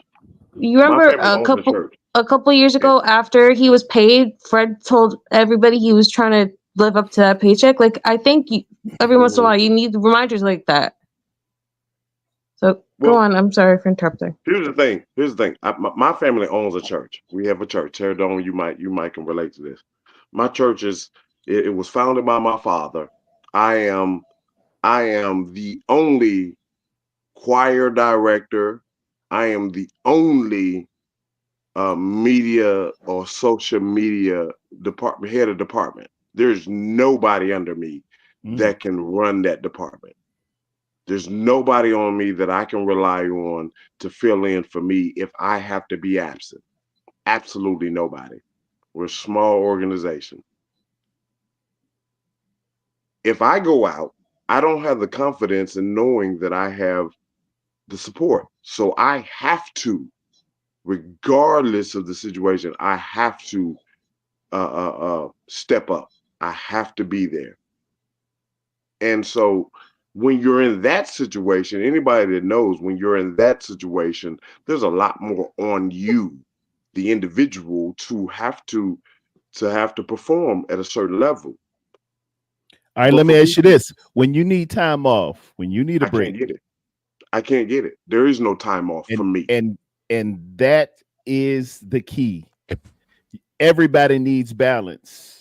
You have to have your family. The only person in my church organization that has no backup. Somebody that you have taught, coached, and mentored, that they're not going to replace you, but you got to be able to maintain and sustain. Talk to him. I know I may look young, but it's a lot of wisdom in these 54 years. And I was once that I wanted to maintain and have everything for myself. And I didn't want anybody touching my stuff because the old school folks told me, man, you show them your job, they'll replace you. But when you have to be there 365, 24/7, when it's a problem. It can only rely on you. You look around sometimes and you see everybody else taking vacations. They on Facebook, they on Twitter, having a good time in San Francisco. and I you at gotta work. work today, man. My wife and I. they need me, man. I can't take her nowhere. You know, we can't do that. Yeah. I'm tired after I do all of that. It's best that you train them up and Yes. have some Yes. semblance. So not only can you depend on them to slide into your place every now and again, but you got a confidant, you got a little bit of a trust fund, you got a, you know, Come you on. got some camaraderie Come with on. somebody you can talk to, because there's a such thing, it's called subordinate leadership. Mm-hmm. Subordinate leadership means I've identified somebody who doesn't quite have the rank and the file that I have, But they have to understand it. but they got an understand. They got leadership traits that I Right. can identify with and delegate There it some of is. this stuff off of my plate, because Exactly. What's I good can't eat for all this Fred all in the this time. situation? What's good for And Fred that's in this situation is he has that. When you well. are in a Not only does he situation where have it, you don't have that, such as myself, there is, when I say there is nobody that I can say, hey, I'm not going to make it, step in. They don't know how to run the computer system. They don't know that's how to not do, healthy. they don't know anything It's not about healthy. my department whatsoever. Eventually, it go They get hired- to all us, even they- iron breakdown. We're gonna get to Dan real quick, but they hired somebody over me, new guy. I don't know where he came from. Like I didn't know him, right? Somebody I report to, and he says, "Well, what do you do when you go on vacation?" I said, "My wife and I were at Cancun, an all expense resort, and I had my work phone with me." What do you mean? What do I do when I'm gone? I work. That phone was right there at the cabana while I was in the pool, and I would check it every 25 minutes. What do you mean? What do I do? If it wasn't an emergency, I didn't respond, but I still had to look. He said, "Oh, that's got to change, Mike. I want you to be able to take a week off and enjoy that whole week." Mm-hmm. He said, "So teach me how I can help you." And that's what Terry Dome was talking about. That's the subordinate leaders. Like that's what he was talking about. Yep. That's what he's talking about. All right, Dan, it's your moment, big dog. Let's go. Poem time. You better have this thing finalized. Huh? It's been laid ready. to the side. It's Come been on, ready. baby. This is your moment, big dog. Come on I now. see your Oakland Athletics jacket too, man. Yeah, I had thought that I last represent. They had their time. final game tonight. Where is my poem? I got a ticker for you somewhere in here. Hold on. I got a lot of tickers. I got to delete some of these. Hold on. I swear you got a ticker. Where is it? Did somebody come in here and delete my damn poem? Oh, Okay. see, there we go. Prime It's okay. example. Victory poem. Let's go, Dan. They're making Josh Allen look real pedestrian out here tonight, y'all. It's because he is pedestrian. What you talking Ouch. about? You stop it. You stop it. I rebuke that. I That's ain't not go there. That the recording is on. I ain't say that. Hey, all right. Here we go. Go ahead, Dan. The floor. Wait, did it go? What happened? It's still not up there, right? All right, here we go. There you go. All right. Here we go, baby. I'm gonna blacken the background. I'm gonna take the red and the Niners and nothing but Niners off.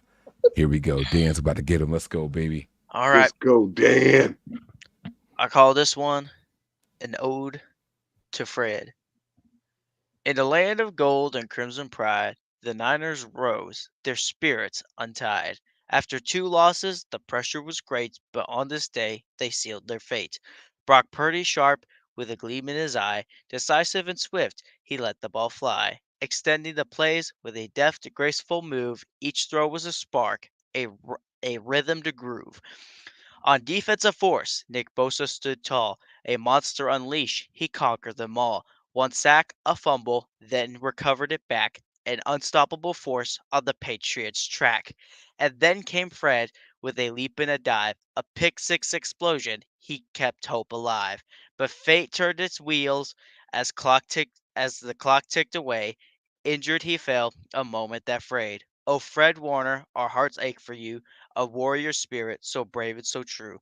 May the days of recovery bring strength to your side. We hope for your return with the Niners to ride. In the glow of the win, let your courage ignite. Heal up, dear friend, and shine once more bright. For the road ahead calls with battles anew. Together we'll stand through thick and through blue.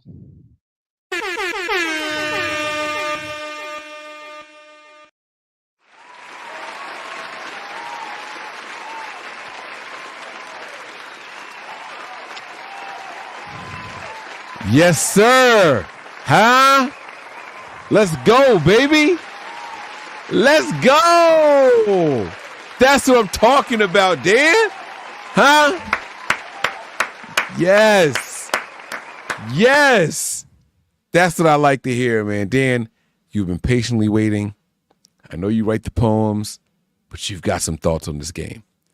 You've got some thoughts on this game. Come on. We're going to finish up this second hour here. We're almost into the third hour. I know you got some heat for us, man. You got to give me your thoughts on this. We've talked about a lot, but there's a lot we haven't discussed also. How do you feel about this game? What are your biggest concerns? What are your biggest pros, your cons? Whatever you want to throw at the panel right now, the floor is yours, man. I mean, I'm gonna start with my biggest concern was the amount of fumbles I saw. The turnovers. We could have lost the turnover battle today, and if we had pulled away in that first half, it could have made the entire difference. I don't want to see that again. That's probably my biggest concern. But I think the biggest thing for me was we pulled away. Like that's something we did against the Rams, right? We pulled away, and in that game we screwed it up. We screwed the pooch. But in this game, we didn't do that. We didn't let them get those opportunities. Sure, there was that one thing with the fumble and such that they got the touchdown, but we didn't fall after that. We didn't crumble. We picked ourselves back up, and we went on our way. I agree. I Absolutely. agree. Yeah, you know, we saw the Niners get out to a respectable lead against the Rams, and then it was like, it almost looked like we got comfortable. And it was like we're playing to protect a lead and not build on a lead. And there's a big difference. And that's one of my biggest criticisms with Kyle Shanahan. He's so anxious to get out the game healthy that he kind of gives it up a couple drives too early. Yeah. Just a couple drives too early. It's like we can't like sit there. Like, what was it, the score on the middle of the third quarter? We had like a 2-touchdown lead, right? Like, as far as I remember, we had a 2-touchdown lead in that game, and it's like we were trying to get pretty, and we gave it up. We gave it up. We made too many mistakes at the end. This was different. I mean, sure, it was opinion wise, I thought it was a weaker team than the Rams were. But at the same time, it's a bounce back. We needed that. And who we got? We got the Cardinals next week. Just don't do the same. Just don't do the same thing we do every week, right? Like the presser guy asked Shanahan today. You know, your thing was you were 60-40 in the first half, and then like you were 50-50 the second half. Like don't go 50-50 too early. Go 50-50 like midway through the fourth down the quarter stretch when you got it locked up. Protected. Yep. I'm with Brock you. I completely agree. Brock I didn't listen to Brock's thing yet, so because Brock said he wants to be more aggressive. He wants to emulate Tom Brady, where he takes over the game and puts the game out of reach. Brock said that in his own presser. Yeah, I agree with that philosophy. I agree with it. Yeah, I agree with that philosophy altogether, because one of the things that we tend to do when we steamroll teams, we're good. This was a game that, just like the last game against the Rams, it could have flipped. It had opportunities to flip.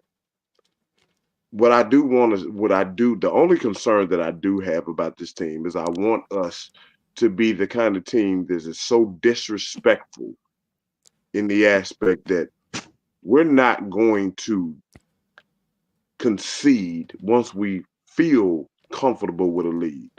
We want to put our foot on your throat like we're a college team. We want to put up 60, 70, 80 points a game. We don't care that we got a 20, 21, 22, 20, whatever. We don't care we got a 3-score Yeah, lead don't let in the the third clock quarter. guess. We wanna make sure that if we walked off the field midway in the third quarter, let y'all play by y'allself. We got such a lead that we can just walk on the field, put our third string on, and go from there. Because we know you don't have a hell of a chance of catching back up. I want to see us have that, not just win the game mentality, but I want to see us have that murder you mentality that puts you 6 feet under the dirt, so that you understand you're not only beat, but you're dead. You're dead to us, and we I don't are know if the Kyle. best team in the league. I don't. Terradome, you tell me if I'm wrong, Mike, Melissa. Like, I don't think Kyle possesses that. I've never seen He that from doesn't. Kyle. There's one game where he put up 50, and that was against the Carolina Panthers on the very first National Tight Ends Day in 2019. That's right. That was, and that was the first game. That was the first game with Sanders. And then last year, Right, he Dan, had yeah. 242 burgers.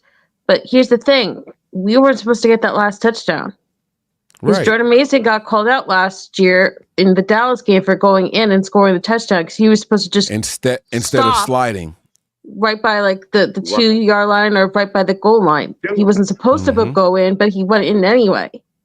Yep. And they did the same thing in what was it, the Bengals game, in the overtime game in 2021. Remember, Brendan was supposed to go up to the line and not go in, and then he went in overtime. So that's like a big Kyle Shanahan issue, that he doesn't want to embarrass other teams. He expects them to get to a certain point and then to hold on to the height, and that's kind of been his major issue in all these tight games. It goes back. Somebody said it. It might have been you, Melissa, where they said Kyle just expects the defense to sit there and hold on. Like I don't mind. Like that's. I feel like that's pretty true, because it's like we don't hold on to the ball long enough where we just drain clock. Like he has this like mentality of like, we need to drain clock and we need to protect the win. Okay, that's fine, but don't make your defense do that. Make your offense do it. And that's Like- what it's like, supposed it's supposed to because be it feels like every like other play, like when we have a big lead like that, we're still running tempo. Like, put your foot on the gas, but keep that thing at a steady 35 and just roll them. Just score touchdowns. Do it slowly if you have to. If you're really wanting to drain the clock out, do it slowly. But also score at the same time. That way it stays out of reach. Because if you're at 3 touchdowns and you're in the fourth quarter, that's still within reach. Right. I want us to have the mentality like a race car driver. No, I'm in the and lead. I think all of us would love that, but it's become the reality of our situation. Our coach just doesn't believe in that. Well, it's two rationales of thinking, but we're all trying to go to the same road, or we're trying to get to the same destination. We say put your foot on the gas. We say stomp a team out. We say dominate a team. But that doesn't necessarily correlate to quick strike, go downfield, be aggressive windows. Yeah. The Alabama Crimson Tide, when they big time colleges usually beat you because of a war of attrition. I've just got more 5-star recruits than you do. It can be close in the beginning, but if you notice when they play those smaller teams, that eventually they pull away. Something starts happening. My big guys just start leaning on you, and by the end of the third and into the fourth, my run game is just beating you down with wars of attrition. We're not blowing opportunities with mistakes and everything. We're getting the points, but they're coming on the ground now. We're getting the points, but we have time of possession now. We're getting the points, and we're just steadily keeping your potent offense off the field from avoiding dumb things like penalties, putting it on the ground, and picks. it can be done this way, but I think people have the philosophy of, oh, Kyle ain't aggressive. Or I think even Kyle thinks, I got to be aggressive here and push out my lead. So he'll go like we saw in the Super Bowl, three and outs, trying to, get more lead, but you steadily 3 and out and taking minimal time off the clock.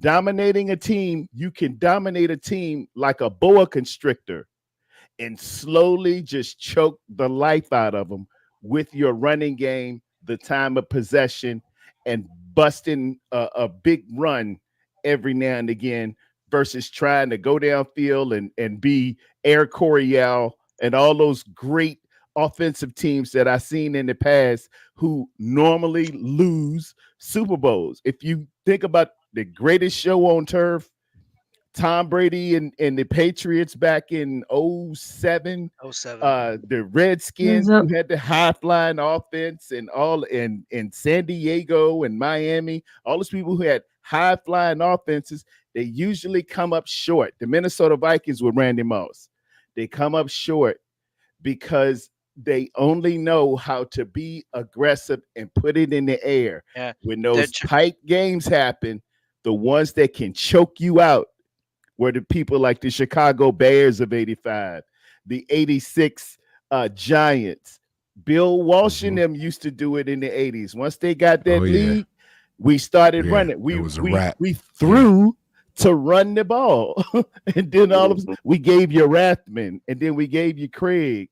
And then by the fourth quarter, you had nothing else because I've taken your people off. I've taken your offense off the field, and I'm just going time of possession and just keep on running it. And at the end, I'm going to bust a run or go with a high percentage short pass that we do in our sleep. That's how it needs to be done. That's championship football.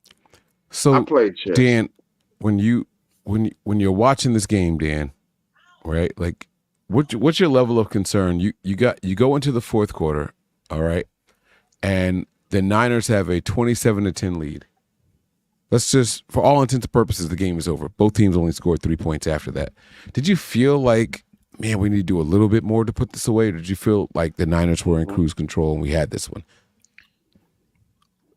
Kind of both, to be honest. It was like, damn, it feels like we could have done a lot more, right? Especially on those like first 2 drives, that interception that Purdy threw, and like, I mean, I understand the first. Actually, let me answer your question first before I start going into that. It's all right. Yeah, so I felt like we did. I felt like we were both. I thought the defense was doing fine. We only gave up about 100. Like, I had barely 100 yards that first half, and then it was like they started to get this momentum, but that was mainly just due to that turnover. That was it. So I thought we were cruise control the whole game. However, offensively, I didn't feel it was the same way because I felt like we could have come out striking. I felt like we could have come out with 2 touchdowns to begin the game. I felt like we could have had more points at halftime. That's just where my head was at. I was like, okay, I'll take it, but it feels like we could be more dominant even while we're injured. Yeah. You felt like we left some stuff out there. Dude, I've been watching football. I've been watching baseball. I've never felt that way about a team, ever. But it's like, we're injured. Don't you find yourself feeling that way about the 49ers often? I guess it's kind of my thing. Like, no matter what game I watch, no matter how dominant the performance, it's like I can tell we're still holding back. I don't know the last time I've seen a team, a 49ers game under Kyle Shanahan, where I felt like they were trying to score every single drive. I don't know that I've ever seen Eagles game last year. Yeah, the Eagles game last year. No, I still didn't feel that way. Mike, I'm not saying how you felt. I'm not trying to put my stuff on you. But if you're asking me, the last time I felt that way was the Eagles game last year because they came in there with such conviction that they wanted to prove them all wrong. Came in there with a freaking vengeance. They wore all the blacks. It was like the one time Kyle Shanahan did not give a crap about scoring 40 or more. It was just like it was the one time they came together and they were like, we're not just gonna shut you up. We're not just gonna prove you wrong. We're gonna absolutely embarrass you on your home field and make your fans the loudest, most obnoxious, annoying fan base ever, just shut the hell up and be like, oh shit, what the hell just happened with Jalen Hurts and this agree. team? Like, and we broke them. Yeah. We broke them. Yeah, They still lose They today. won't right after that.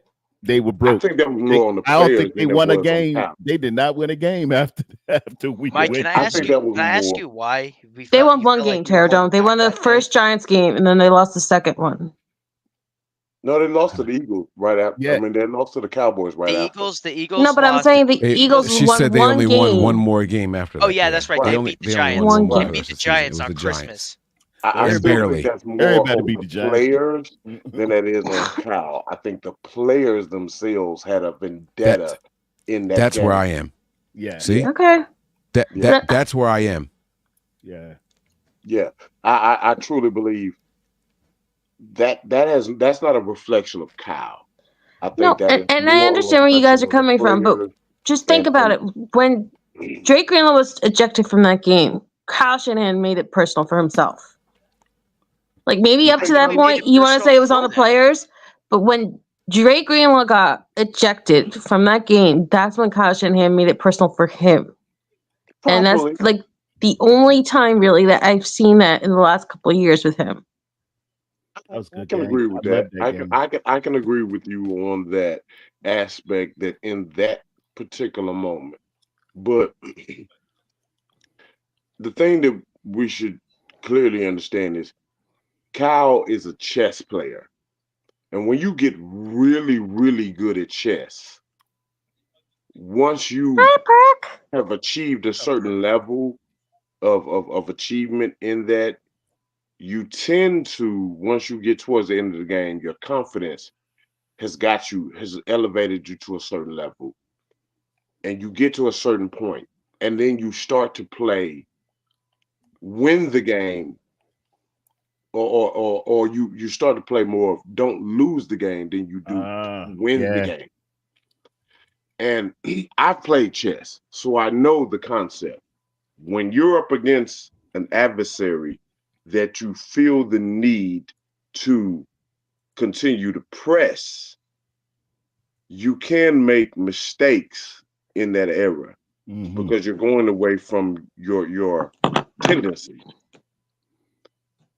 We don't want Kyle to go away from his tendencies. We want Kyle to stick with his tendencies. But what we're asking Kyle to do is to improve the aggression on your tendencies. Make it so that you're not just simply trying not to lose the game, but you're trying to ensure that you put the game away. Yeah. Kyle, as I've seen, is more of a put the game away early and relax later. Kyle is he's a very good coach in the aspect that he does want to reserve his players. That brings He too wants much to trouble, get to a place where he can pull his players out and he can still win the game, or better yet, he can still not lose the game because he wants to reserve his players. He feels like he's always trying to save more for later. That's it. Yeah. He Yeah. is. Yeah. He is. That's it. That is Kyle Shanahan. He's always That's trying to it. save more for later. And He's he got to always trying think to of it. save He more for later. can't see nothing else. That was a beautiful play that New England did down on the goal line with that number 2 tight end. I'm gonna call it Tango when he touches and goes, and he sells it like he's blocking, and then he just leaks out. Why we can't do that play? But Kyle he'll see a good play. I've been calling for that play for 4 years straight. In this last game, Mike, calling for Spider 2 wide banana. We got the best fullback, and we won't do it. Daggone tight end in the game, right? And we won't do it. Run. In this game, how many screen passes did we see? Oh, I saw 3 that I recall 3. Wait, we how many stopped or we ran? How many motions did we see? Did we see a lot of motions like we usually see? We don't see 2, 3 guys moving in motion. Are you talking about defensively or offensively? Offensively. He's about on offense. Almost none. Almost none. We barely do it. So Kyle is doing all this setup for later in the season. It stands out when he does do it. Kyle does not play checkers. Kyle plays chess. Yeah, but And that chest shit is ain't a working. game where you do not show That your shit ain't hand working. I'm early. gonna tell you why it don't work. I'm gonna tell you why it don't work. Because if the first time you're trying to unveil something is on the field, the players don't have confidence that it can work in a game. Right. Same thing with It chess. don't work. First time you try to say something, play something in chess, you don't have the confidence that it's going to work because you have an opponent on the other side that is not a novice. You start They playing are chess an and expert. you thinking 3 steps ahead in the chess game, and you be like, "Yeah, I got him." That person that you're playing against is playing 5 steps ahead. Yeah. You don't stand a chance. You don't stand a chance. And so that's kind of where we are. I feel like Kyle's always constantly trying to save something, keep something close to the chest and all that. And that's not the right formula. When I tell you guys that I've seen Andy Reid in the middle of the season just go balls to the wall, hey, let's pull it all out. Who cares if they got something else to study? That's 5 more plays they got to study next time they go to prepare for us. Yeah. Andy Reid, you might not see those 5 plays for the next 7 games. It keeps other teams on their toes. Exactly. Or at all. Andy has As much as I hate confidence. talking about Andy Reid like that. Andy has the confidence that God is going to give me some more. I'm gonna put all this out here today. God gonna give me some might more be an things. atheist. Yeah. Oh shit! All right, let me get to the super chat segment. I heard what he said. I'm all right. We got a couple super chats we got to get to here. Delvin had the first one of the day. Let me play a horn or something like that because I appreciate every single super chat that comes in. Delvin says here, as a captain on defense, he told himself after last week he needed to do something to bring Niner football. He set the spark, fire, and gasoline. No doubt. This has to be about Fred Warner. That's right. Yeah. This has to be out. Yeah, when that pick six, he bounced off that ground like we was doing up downs in summer practice and got in that end zone. I was like, let me tell you about the bounce up. Fred Warner caught the ball. It was on the ground. I said, man, play dead. He jumped up so quick. I was like, oh, nobody touched him. I didn't know if anybody touched him. It was how quick he jumped up that told me that nobody knew yeah, boy. Nobody touched him. He said, oh, I got an opportunity here. And not only did he get up, he set up blockers. He stayed. He didn't outrun the coverage, right? Fred Warner looked like he should have been on punt coverage. Never mind. Schneider don't get no ideas. Hey. Let me take it back. Let me take it back. You'll see Paul out there. Yeah. Oh my God! But Fred looked good. He looked good. He was patient. I'm so proud. You know what I'm saying? Mental fortitude, the wherewithal, situational awareness, all of the above. Fred Warner was in his all-pro bag on that pick six. I absolutely love seeing it. You know, and maybe it's because, you know, college football I've been trying to watch a lot more lately.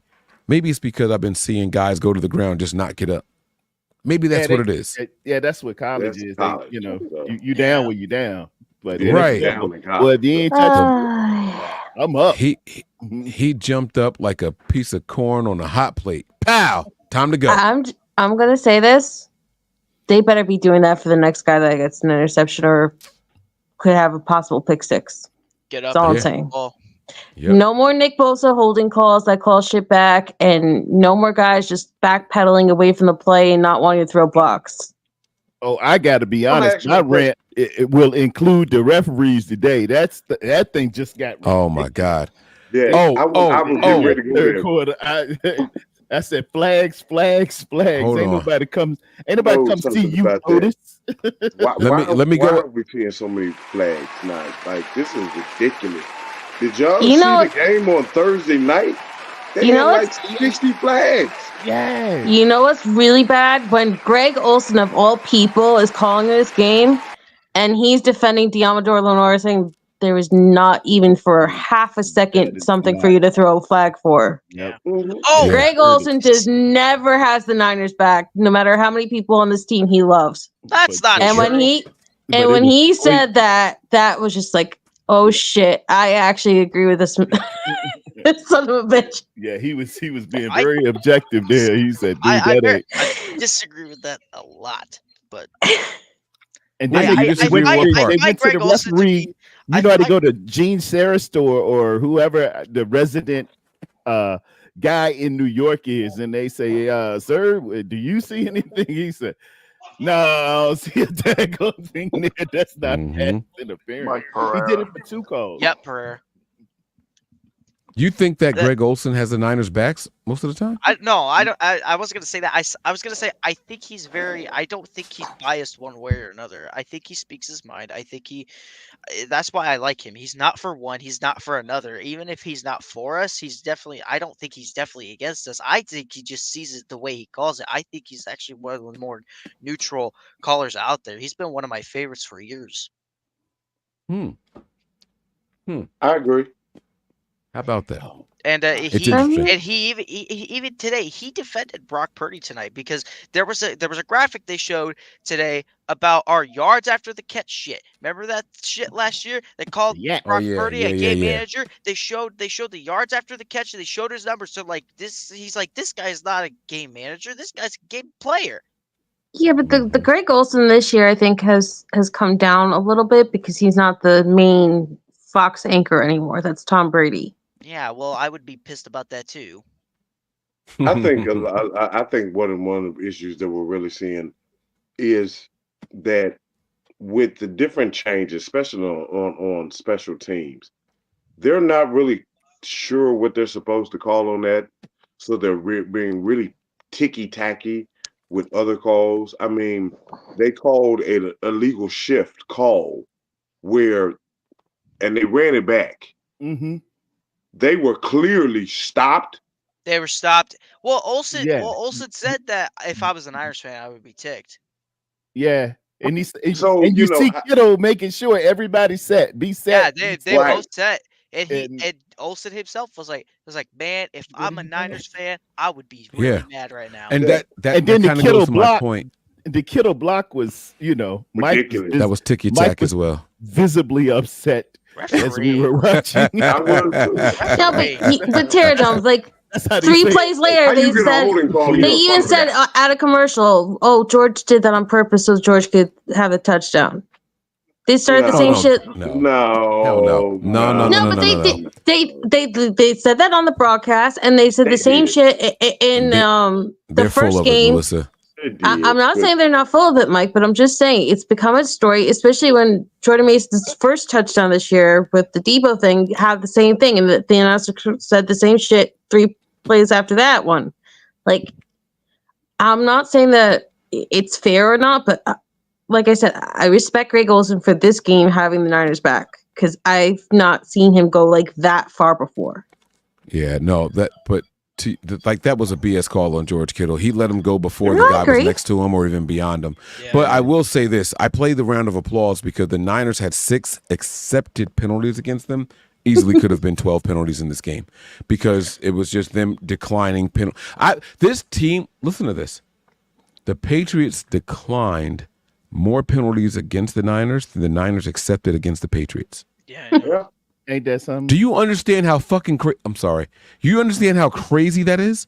At home, they declined. Yes, it was a home game for the Niners. Home game. Yeah, they declined penalties. But that's all that this has been. The refs are just so.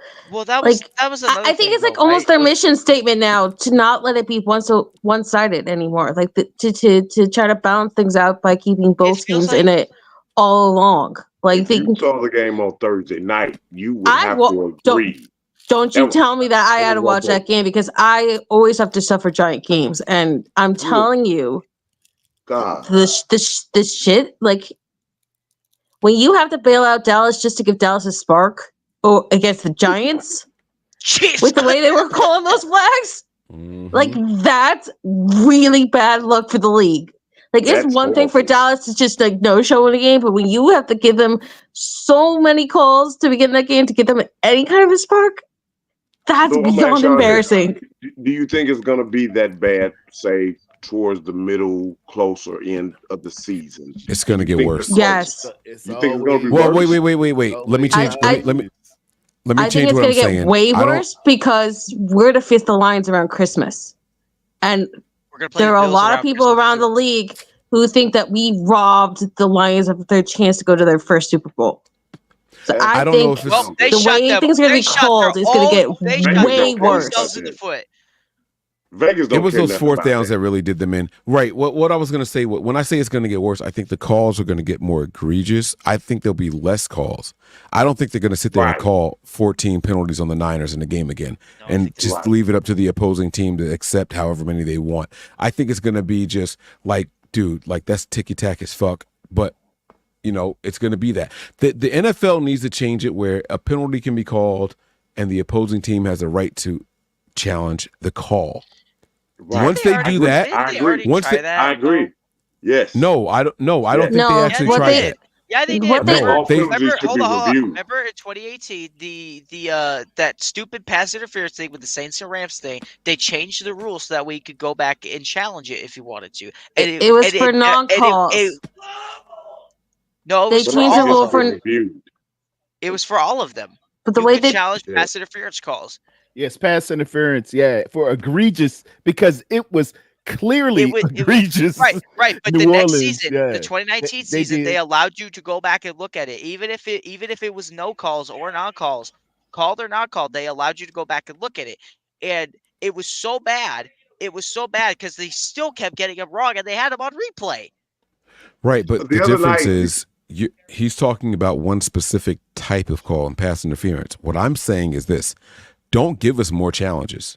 What I'm saying is, if you give us the same amount of challenges, but let every play be challengeable or every penalty be challengeable by review, then all of a sudden you make the refs look bad. If the refs throw, if the refs throw 9 flags in the game and we challenge 3 of them and all 3 of them were wrong, the refs are going to be like, all right, maybe we got to make sure we're calling this the right way. Right, but my point is that they're still going to get them wrong, even if they have them on replay. That's my point. It doesn't matter if we have them on replay or not. They have replays all the time where they get the thing wrong and it's staring them right in the face.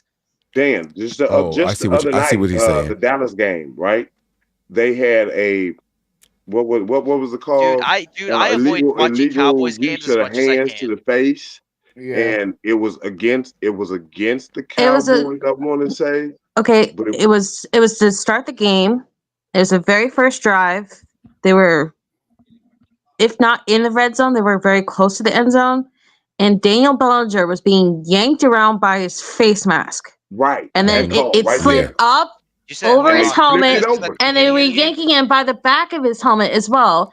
And then they called it at first towards the Giants. And then somebody else cut him off mid-mic. And then they were like, no, it's against the Giants. And they took away 15 yards and then completely screwed it up on the player who was being held. Right. That's the play that I'm talking about in regards to that, because that was a 15-yard penalty that should have went in favor of the Giants. Them because the rest of the game they went for field goals and that's it, because they were like so beyond aggravated with the one good drive that Daniel Jones had that they just like kind of gave up after that. They were like, we're not even going to try to go in the end zone. So that's what I agree with Mike when I say all penalties should be reviewed before the final call comes down. It should be looked at, evaluated, and made sure that the information, because I think what happened on that particular call was it was translated wrong, and they didn't review it, but then they look back later. This is the same. The problem with referees is when they make a mistake, they have to, especially in a situation like that, they have to try to find an opportunity.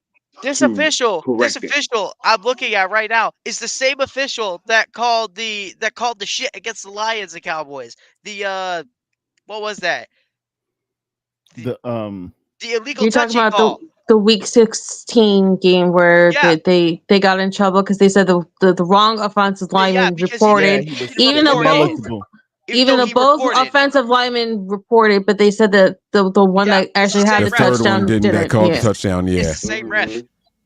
Yeah. All right. We got to get through the rest of these super chats here, guys. Everybody on the panel, please check the private. I'm good. I still got them all. Check the private chat. We got a couple more that we have to get to. All right. This next one is from 49ers. Jeff, he says here, I'm glad we're back on the winning track. Let's go Niners. This was after Jeff was on the show. Jeff, we thank you and we appreciate you for sharing this. And here's the good thing, right? I love that we can be this analytical, this crucial, this critical following a win. That's how much Niner fans give a damn about what we're seeing on the field, right? Like, it feels good. It feels good. It feels good. So, guys, you know, like, that's who we are. They call us the 40 Winers. I don't give a shit what they call us. This is what we do. We give a damn. We care about what we see. We care about how it looks.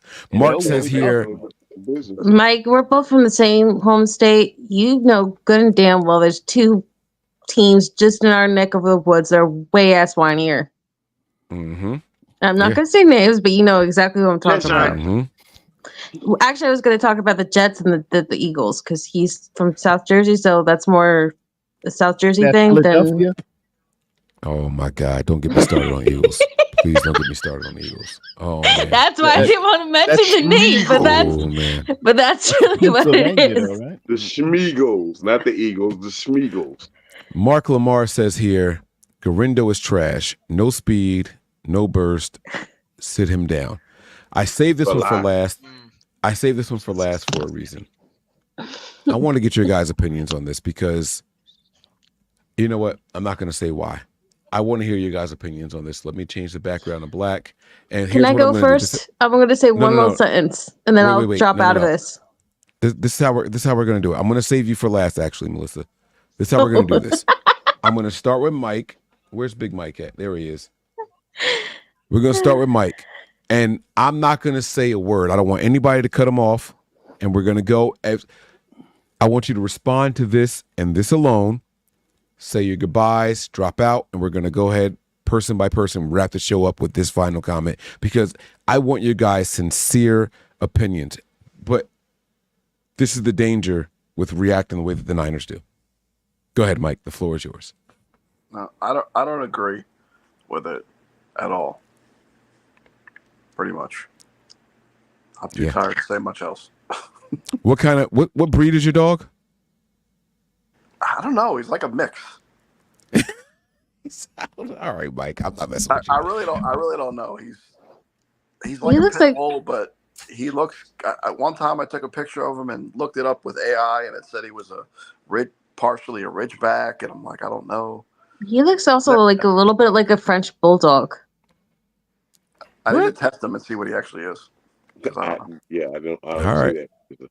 Mike, man, I appreciate you for jumping on and rocking with us as long as you did, man. You have a fantastic night, and we will be in touch soon, all right? All right. Cheers. All right. Daddy P, you up next, man. Ginando is trash, no speed, no burst. Sit him down. Your response. Ginando is not trash. He has speed. Don't sit him down. First off, Ginando hasn't really played that much. First and foremost, for you to be able to make an accusation of such a ridiculous statement from seeing a guy a few times. He is a rookie. He's not going to get a lot of playing time. And I see a lot of potential with him. He just needs time to develop. We understand in the NFL, you need reps. Reps make you better. He won't see the game. First off, the game is a totally different speed than what he's used to from college. It's a different scheme. It's a different aspect. These are grown men that he's going up against. Give the guy time because he had flashes. He's shown potential. Will he pan out to be great? We don't know. But as pretty much the third, fourth back, he's doing what he needs to do. Sit him down for what? Next point. Who you gonna put in place of him? Debo. Oh, sorry. I didn't mean to say that out loud. I'm sorry. I snap back. My bad. Not on the practice squad. Sorry. What's the other running back that we got that we still got that I think he's trash. Mike, you love him. Mike hates the guy that was on the practice squad. Not the practice squad. The other running back we got starts with his last name. His first name starts with an I. All right, you talking about Patrick Taylor? No, not Patrick Taylor. Mike was getting ready to say his name. What was his name, Mike? Isaac Ginando. That's who he's talking about. He's talking about Isaac Ginando. He's talking about Isaac Ginando. I'm talking about the other guy that we got, that we've had for a couple of years now, that J.P. Mason took over for.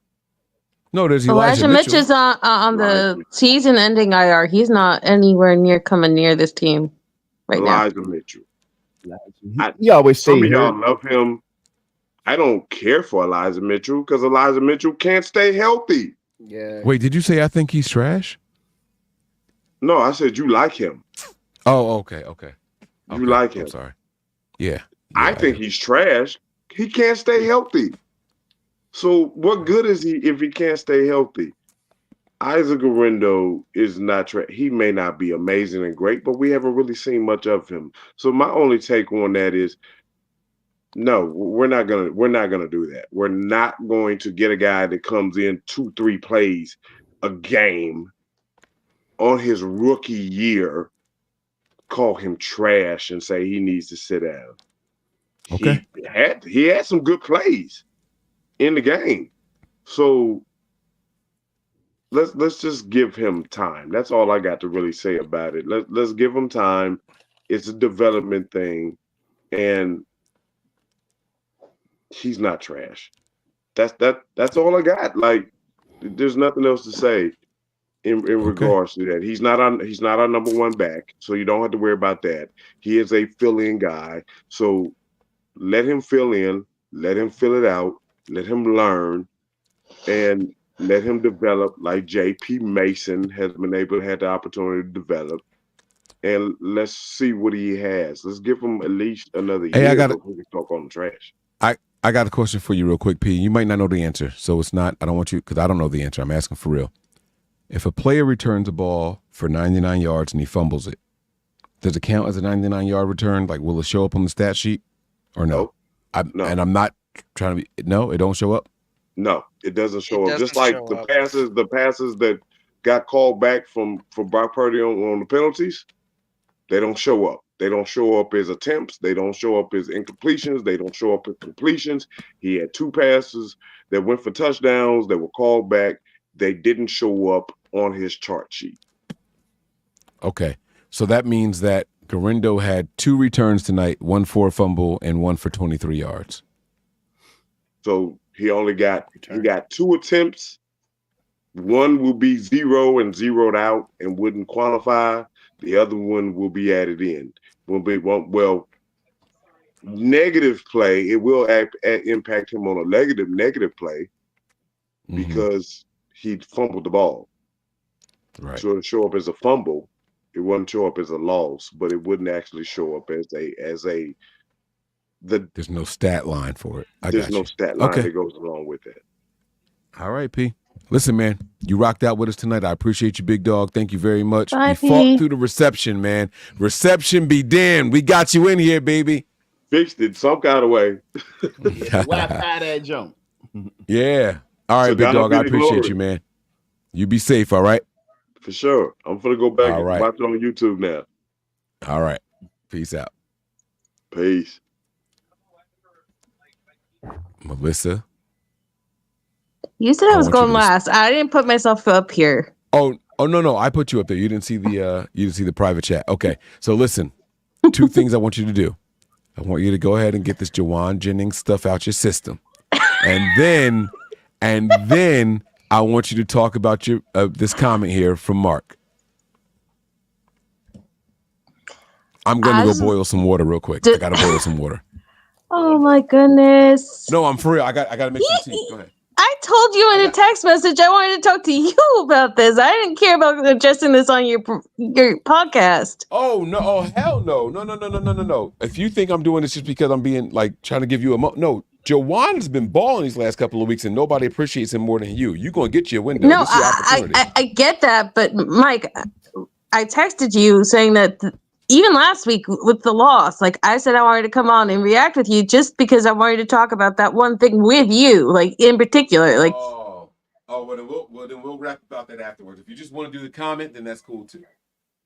Okay. So my take to this is that, well, this is going to bleed into what Mike is asking. y'all gave up on Jauan Jennings just because of his 40 time and because he couldn't get separation and he didn't look like the other receivers. So just chill.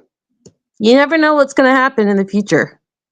My only advice, because you just never know. People gave up on Elijah Mitchell, and he was, even at his worst when he was most injured, he was still scoring touchdowns against Dallas and the Seahawks in the playoffs. Everybody gave up on Diamador Lenore because he was the late round corner, and you had Ambry Thomas. You didn't need Diamador Lenore.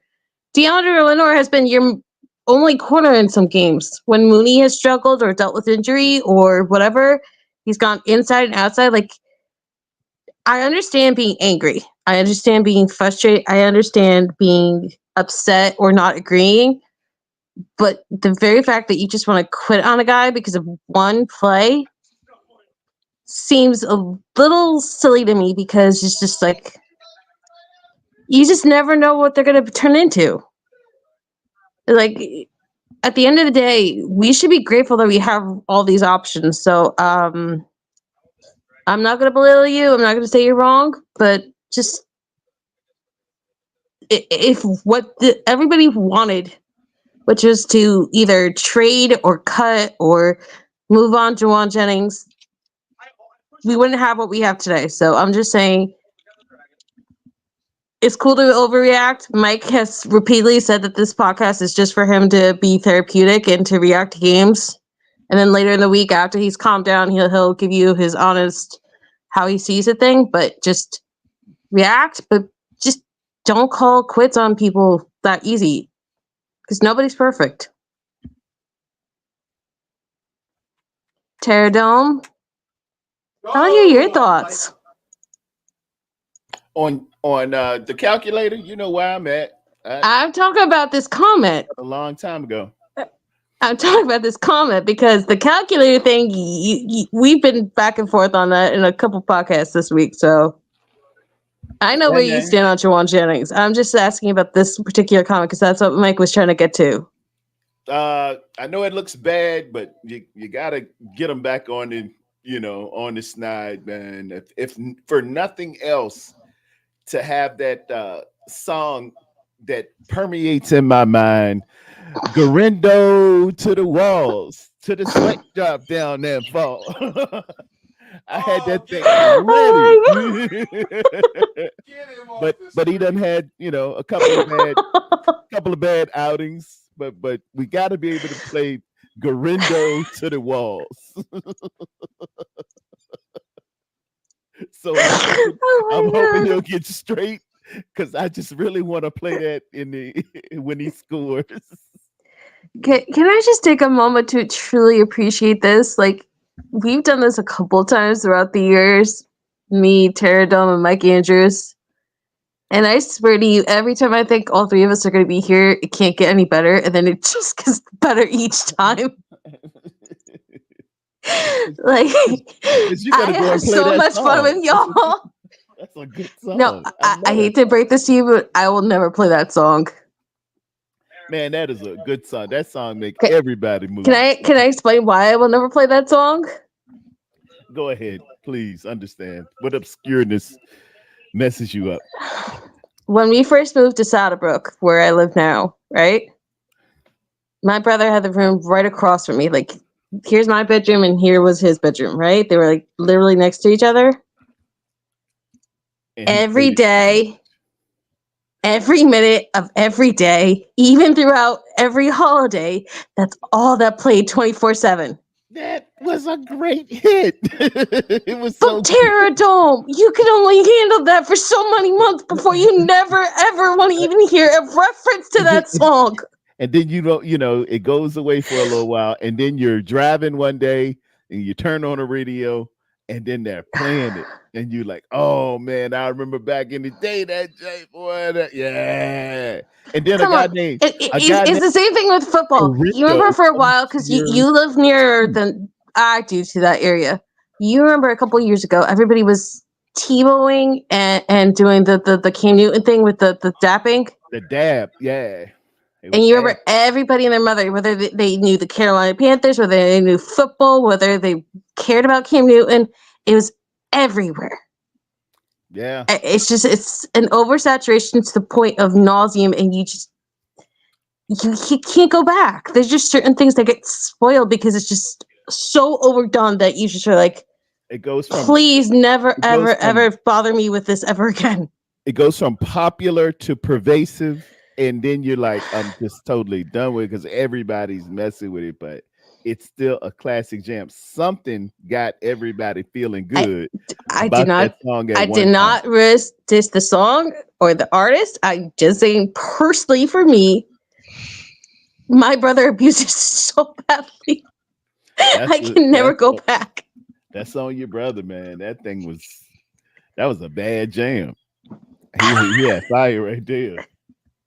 I like the Whisper song. I like that and a whole bunch of other ones. They're classics. All right. Here y'all talking about windows to the wall and balls and sweat and all that stuff. I remember Sandra Bullock being out in the woods. Oh yeah, come on now. Remember the movie Betty with Sandra Wright? Bullock? Yeah, Betty White, man. Yeah. The proposal. I don't remember what it was called, but yeah, that right there is what made that classic for me, man. Watching Betty White jam out to it in the woods. That movie was the reason why Ryan Reynolds has a career right now. He was just like, he was so overdone with the whole first Deadpool thing and then the freaking Green Lantern movie and everything else. Like, that movie saved his career. I love it. Ladies like Ryan Reynolds, man. Yeah. Pterodome, Melissa, thank you both. Certainly ladies love Ryan Reynolds. Thank you. I'm going to get Dan in here now. Dan, your thoughts, man. Ginando is trash. All right. No speed, no burst. Sit him down. All right. Y'all have a great night. I'll check y'all out. Have a good one, big dog. All right. Mark, listen to me. All right. Calm down. Just angry, okay? Second of all, have you never heard of developing players? He's a rookie. Calm down, buddy. Look at the score. We won the game. That's all we needed to do. Okay? There could be trash players in games that we won, though. Yeah, true, but still, it was one play. We will fix it. He's not a starter. Don't worry about it. Okay. All right?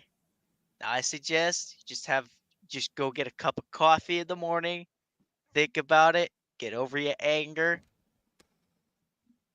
That's all I could tell you. All right. Listen, man, I like it. I want to thank the whole panel, everybody that joined tonight. Sorry. I got him. I got you guys. I want to thank everybody that joined tonight. This was phenomenal. I'm going to give my final thoughts on this comment, and then we're going to get up out of here. Maybe it's the alcohol wearing off, but Mark, I want to tell you that I think this is the perfect comment for an overreaction show. Because I think you're overreacting just a little bit here. But this is why we caution the Niners. This is why we reacted to Kyle Shanahan's presser and him saying that we'll get him back out there eventually, right?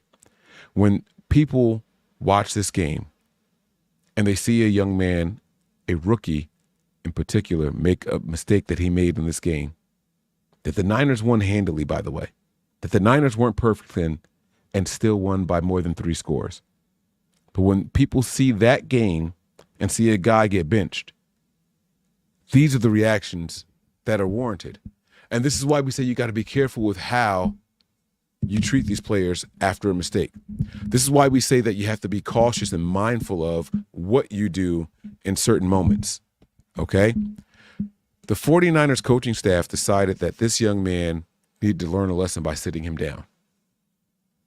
And because you didn't see him anymore back there returning kicks, and there weren't that many to return other than the halftime kickoff and after their 2 field goals, and by the way, one of their field goals was at the end of the half, there weren't many more opportunities. So now not only do you see him disappear from his responsibilities, you don't see him anymore for the rest of the game. And so now it's in the back of our minds, it's programming. This guy's not good.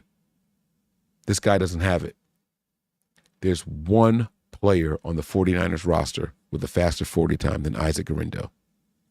So to say that he has no speed or no burst, it's just factually incorrect. It's factually incorrect. But again, perfect comment for an overreaction show. That's what we're here for. So we have to keep these kind of things in mind when we're doing these shows. I'm not mad at the comment. I'm not mad at the super chat. I appreciate the super chat, but context is important. The Niners took it upon themselves to use it as a teachable moment. And as the panel did so eloquently, you teach people different ways at different times in their careers, at different points in their lives. And so, Mark, I'm going to extend this offer to you and everybody else out there watching. Don't judge a book too quickly. Don't just read the pamphlet on the back and say, I know exactly what this book is about. And I can tell you all the context within the pages, because that's just not the case. That's where we are, guys. I do love overreacting. I have a lot of fun with it, but I think we've been talking for so long that my alcohol is worn off and I'm sober now. So I can't keep overreacting the way that I want to. I'm sorry. Can I just say thank you for saying that? I think that would be more fun than me and you going out for like an hour about Jauan Jennings, even though I still want to do that sometime, whether it's on or off podcast. Because you were the one person, like, I swear to you, Mike, as soon as that third touchdown happened, I was like, I'm begging him. I'm like, please, Mike, see this direct message. and I don't try to push. I don't try to push too often with you because I don't want to like abuse how kind and generous you are. It's like this is the one thing, like especially because it's your podcast. Like y'all don't know my story. Mike Andrews changed my life. Like I don't say that lightly. I was really lost in my anxiety and my issues and my social anxieties, and I didn't want to go out there. I didn't want to put myself on a ledge. I didn't want to really deal with the world after being hurt so many times. And this man changed my life with one phone call, and I've never looked back. And he knows I will repeatedly abuse him and Breezy every year because it's just I don't say those words lightly. You guys are my angels. You're my brothers. Whether you think of me that way or not, y'all changed my life. So we got that's why it was so important for me to discuss that one thing with you. But this is why I love this podcast. This is why I stayed up 24 hours with you, Mike. Like, yeah, I wouldn't trade these moments for anything. And that's also kind of why I felt so guilty afterwards, because I felt like I let you down after that Super Bowl. Like we watched it all the way together, and I felt like I didn't want to impede how you were reacting, but I didn't want to not be there for you. And I felt like at the end, like I was so exhausted, I couldn't hold it together anymore, and so I felt like I failed you. But it's a tough balance. It's a tough balance. There's a reason why this podcast has changed so many different lives and has spawned so many different people to go out there and give a voice to how they feel. Like you might not have been the first, Mike, but you have been the most life-altering bright spot for so many of us, and that will never go underappreciated. I appreciate it. I appreciate you saying those words to me. They do Mike. not fall on deaf ears. Mike, and I'm even rocking this Stay Faithful sweater for Ty Olson, because he also, Mike, he made this for my birthday. He's been trying to get me on his podcast because he said he also wanted to take a page from your book, and he wanted to do a podcast where he got to understand and learn the faithful stories. And so he said he wanted me on his podcast, and I finally gave in. Just like Nick Power tried to get me to come out to a bar in Jersey to watch a football game with him for a while, and I finally did it. And Mike, he made this specifically for me. Like, I don't know if you can see it or not, but it says 94 on here for Justin Smith, and it has the cowboy on the sleeve. Cowboy, like it's all just good. whatever you We're all family. do, we appreciate you, even if we don't agree with you. And we can never thank everyone enough for supporting Mike, because Mike is just, you don't gotta agree with him. You don't even have to like how Mike reacts to certain things, but there's a reason why we're always here, because Mike Andrews is just a genuinely beautiful person. I appreciate it. Stop trying to make me cry. I did enough of that this weekend.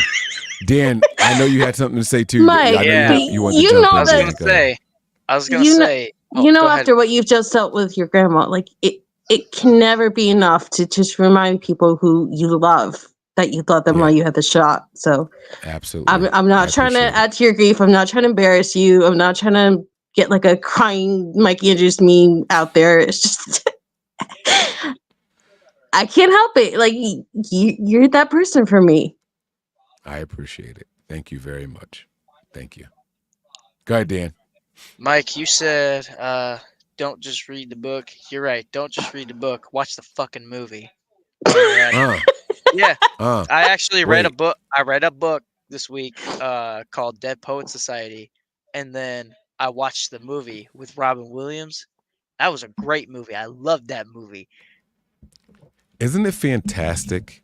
You're when gonna make can me cry read if you bring up something- Robin Williams. No, I'm not going to do that. But when you can read something and get an interpretation of it, and then see someone else's vision on how they interpreted the same thing that you read, and it be a completely different vision. Yeah. Right? So check this out. Dan, that was phenomenal. Watch this.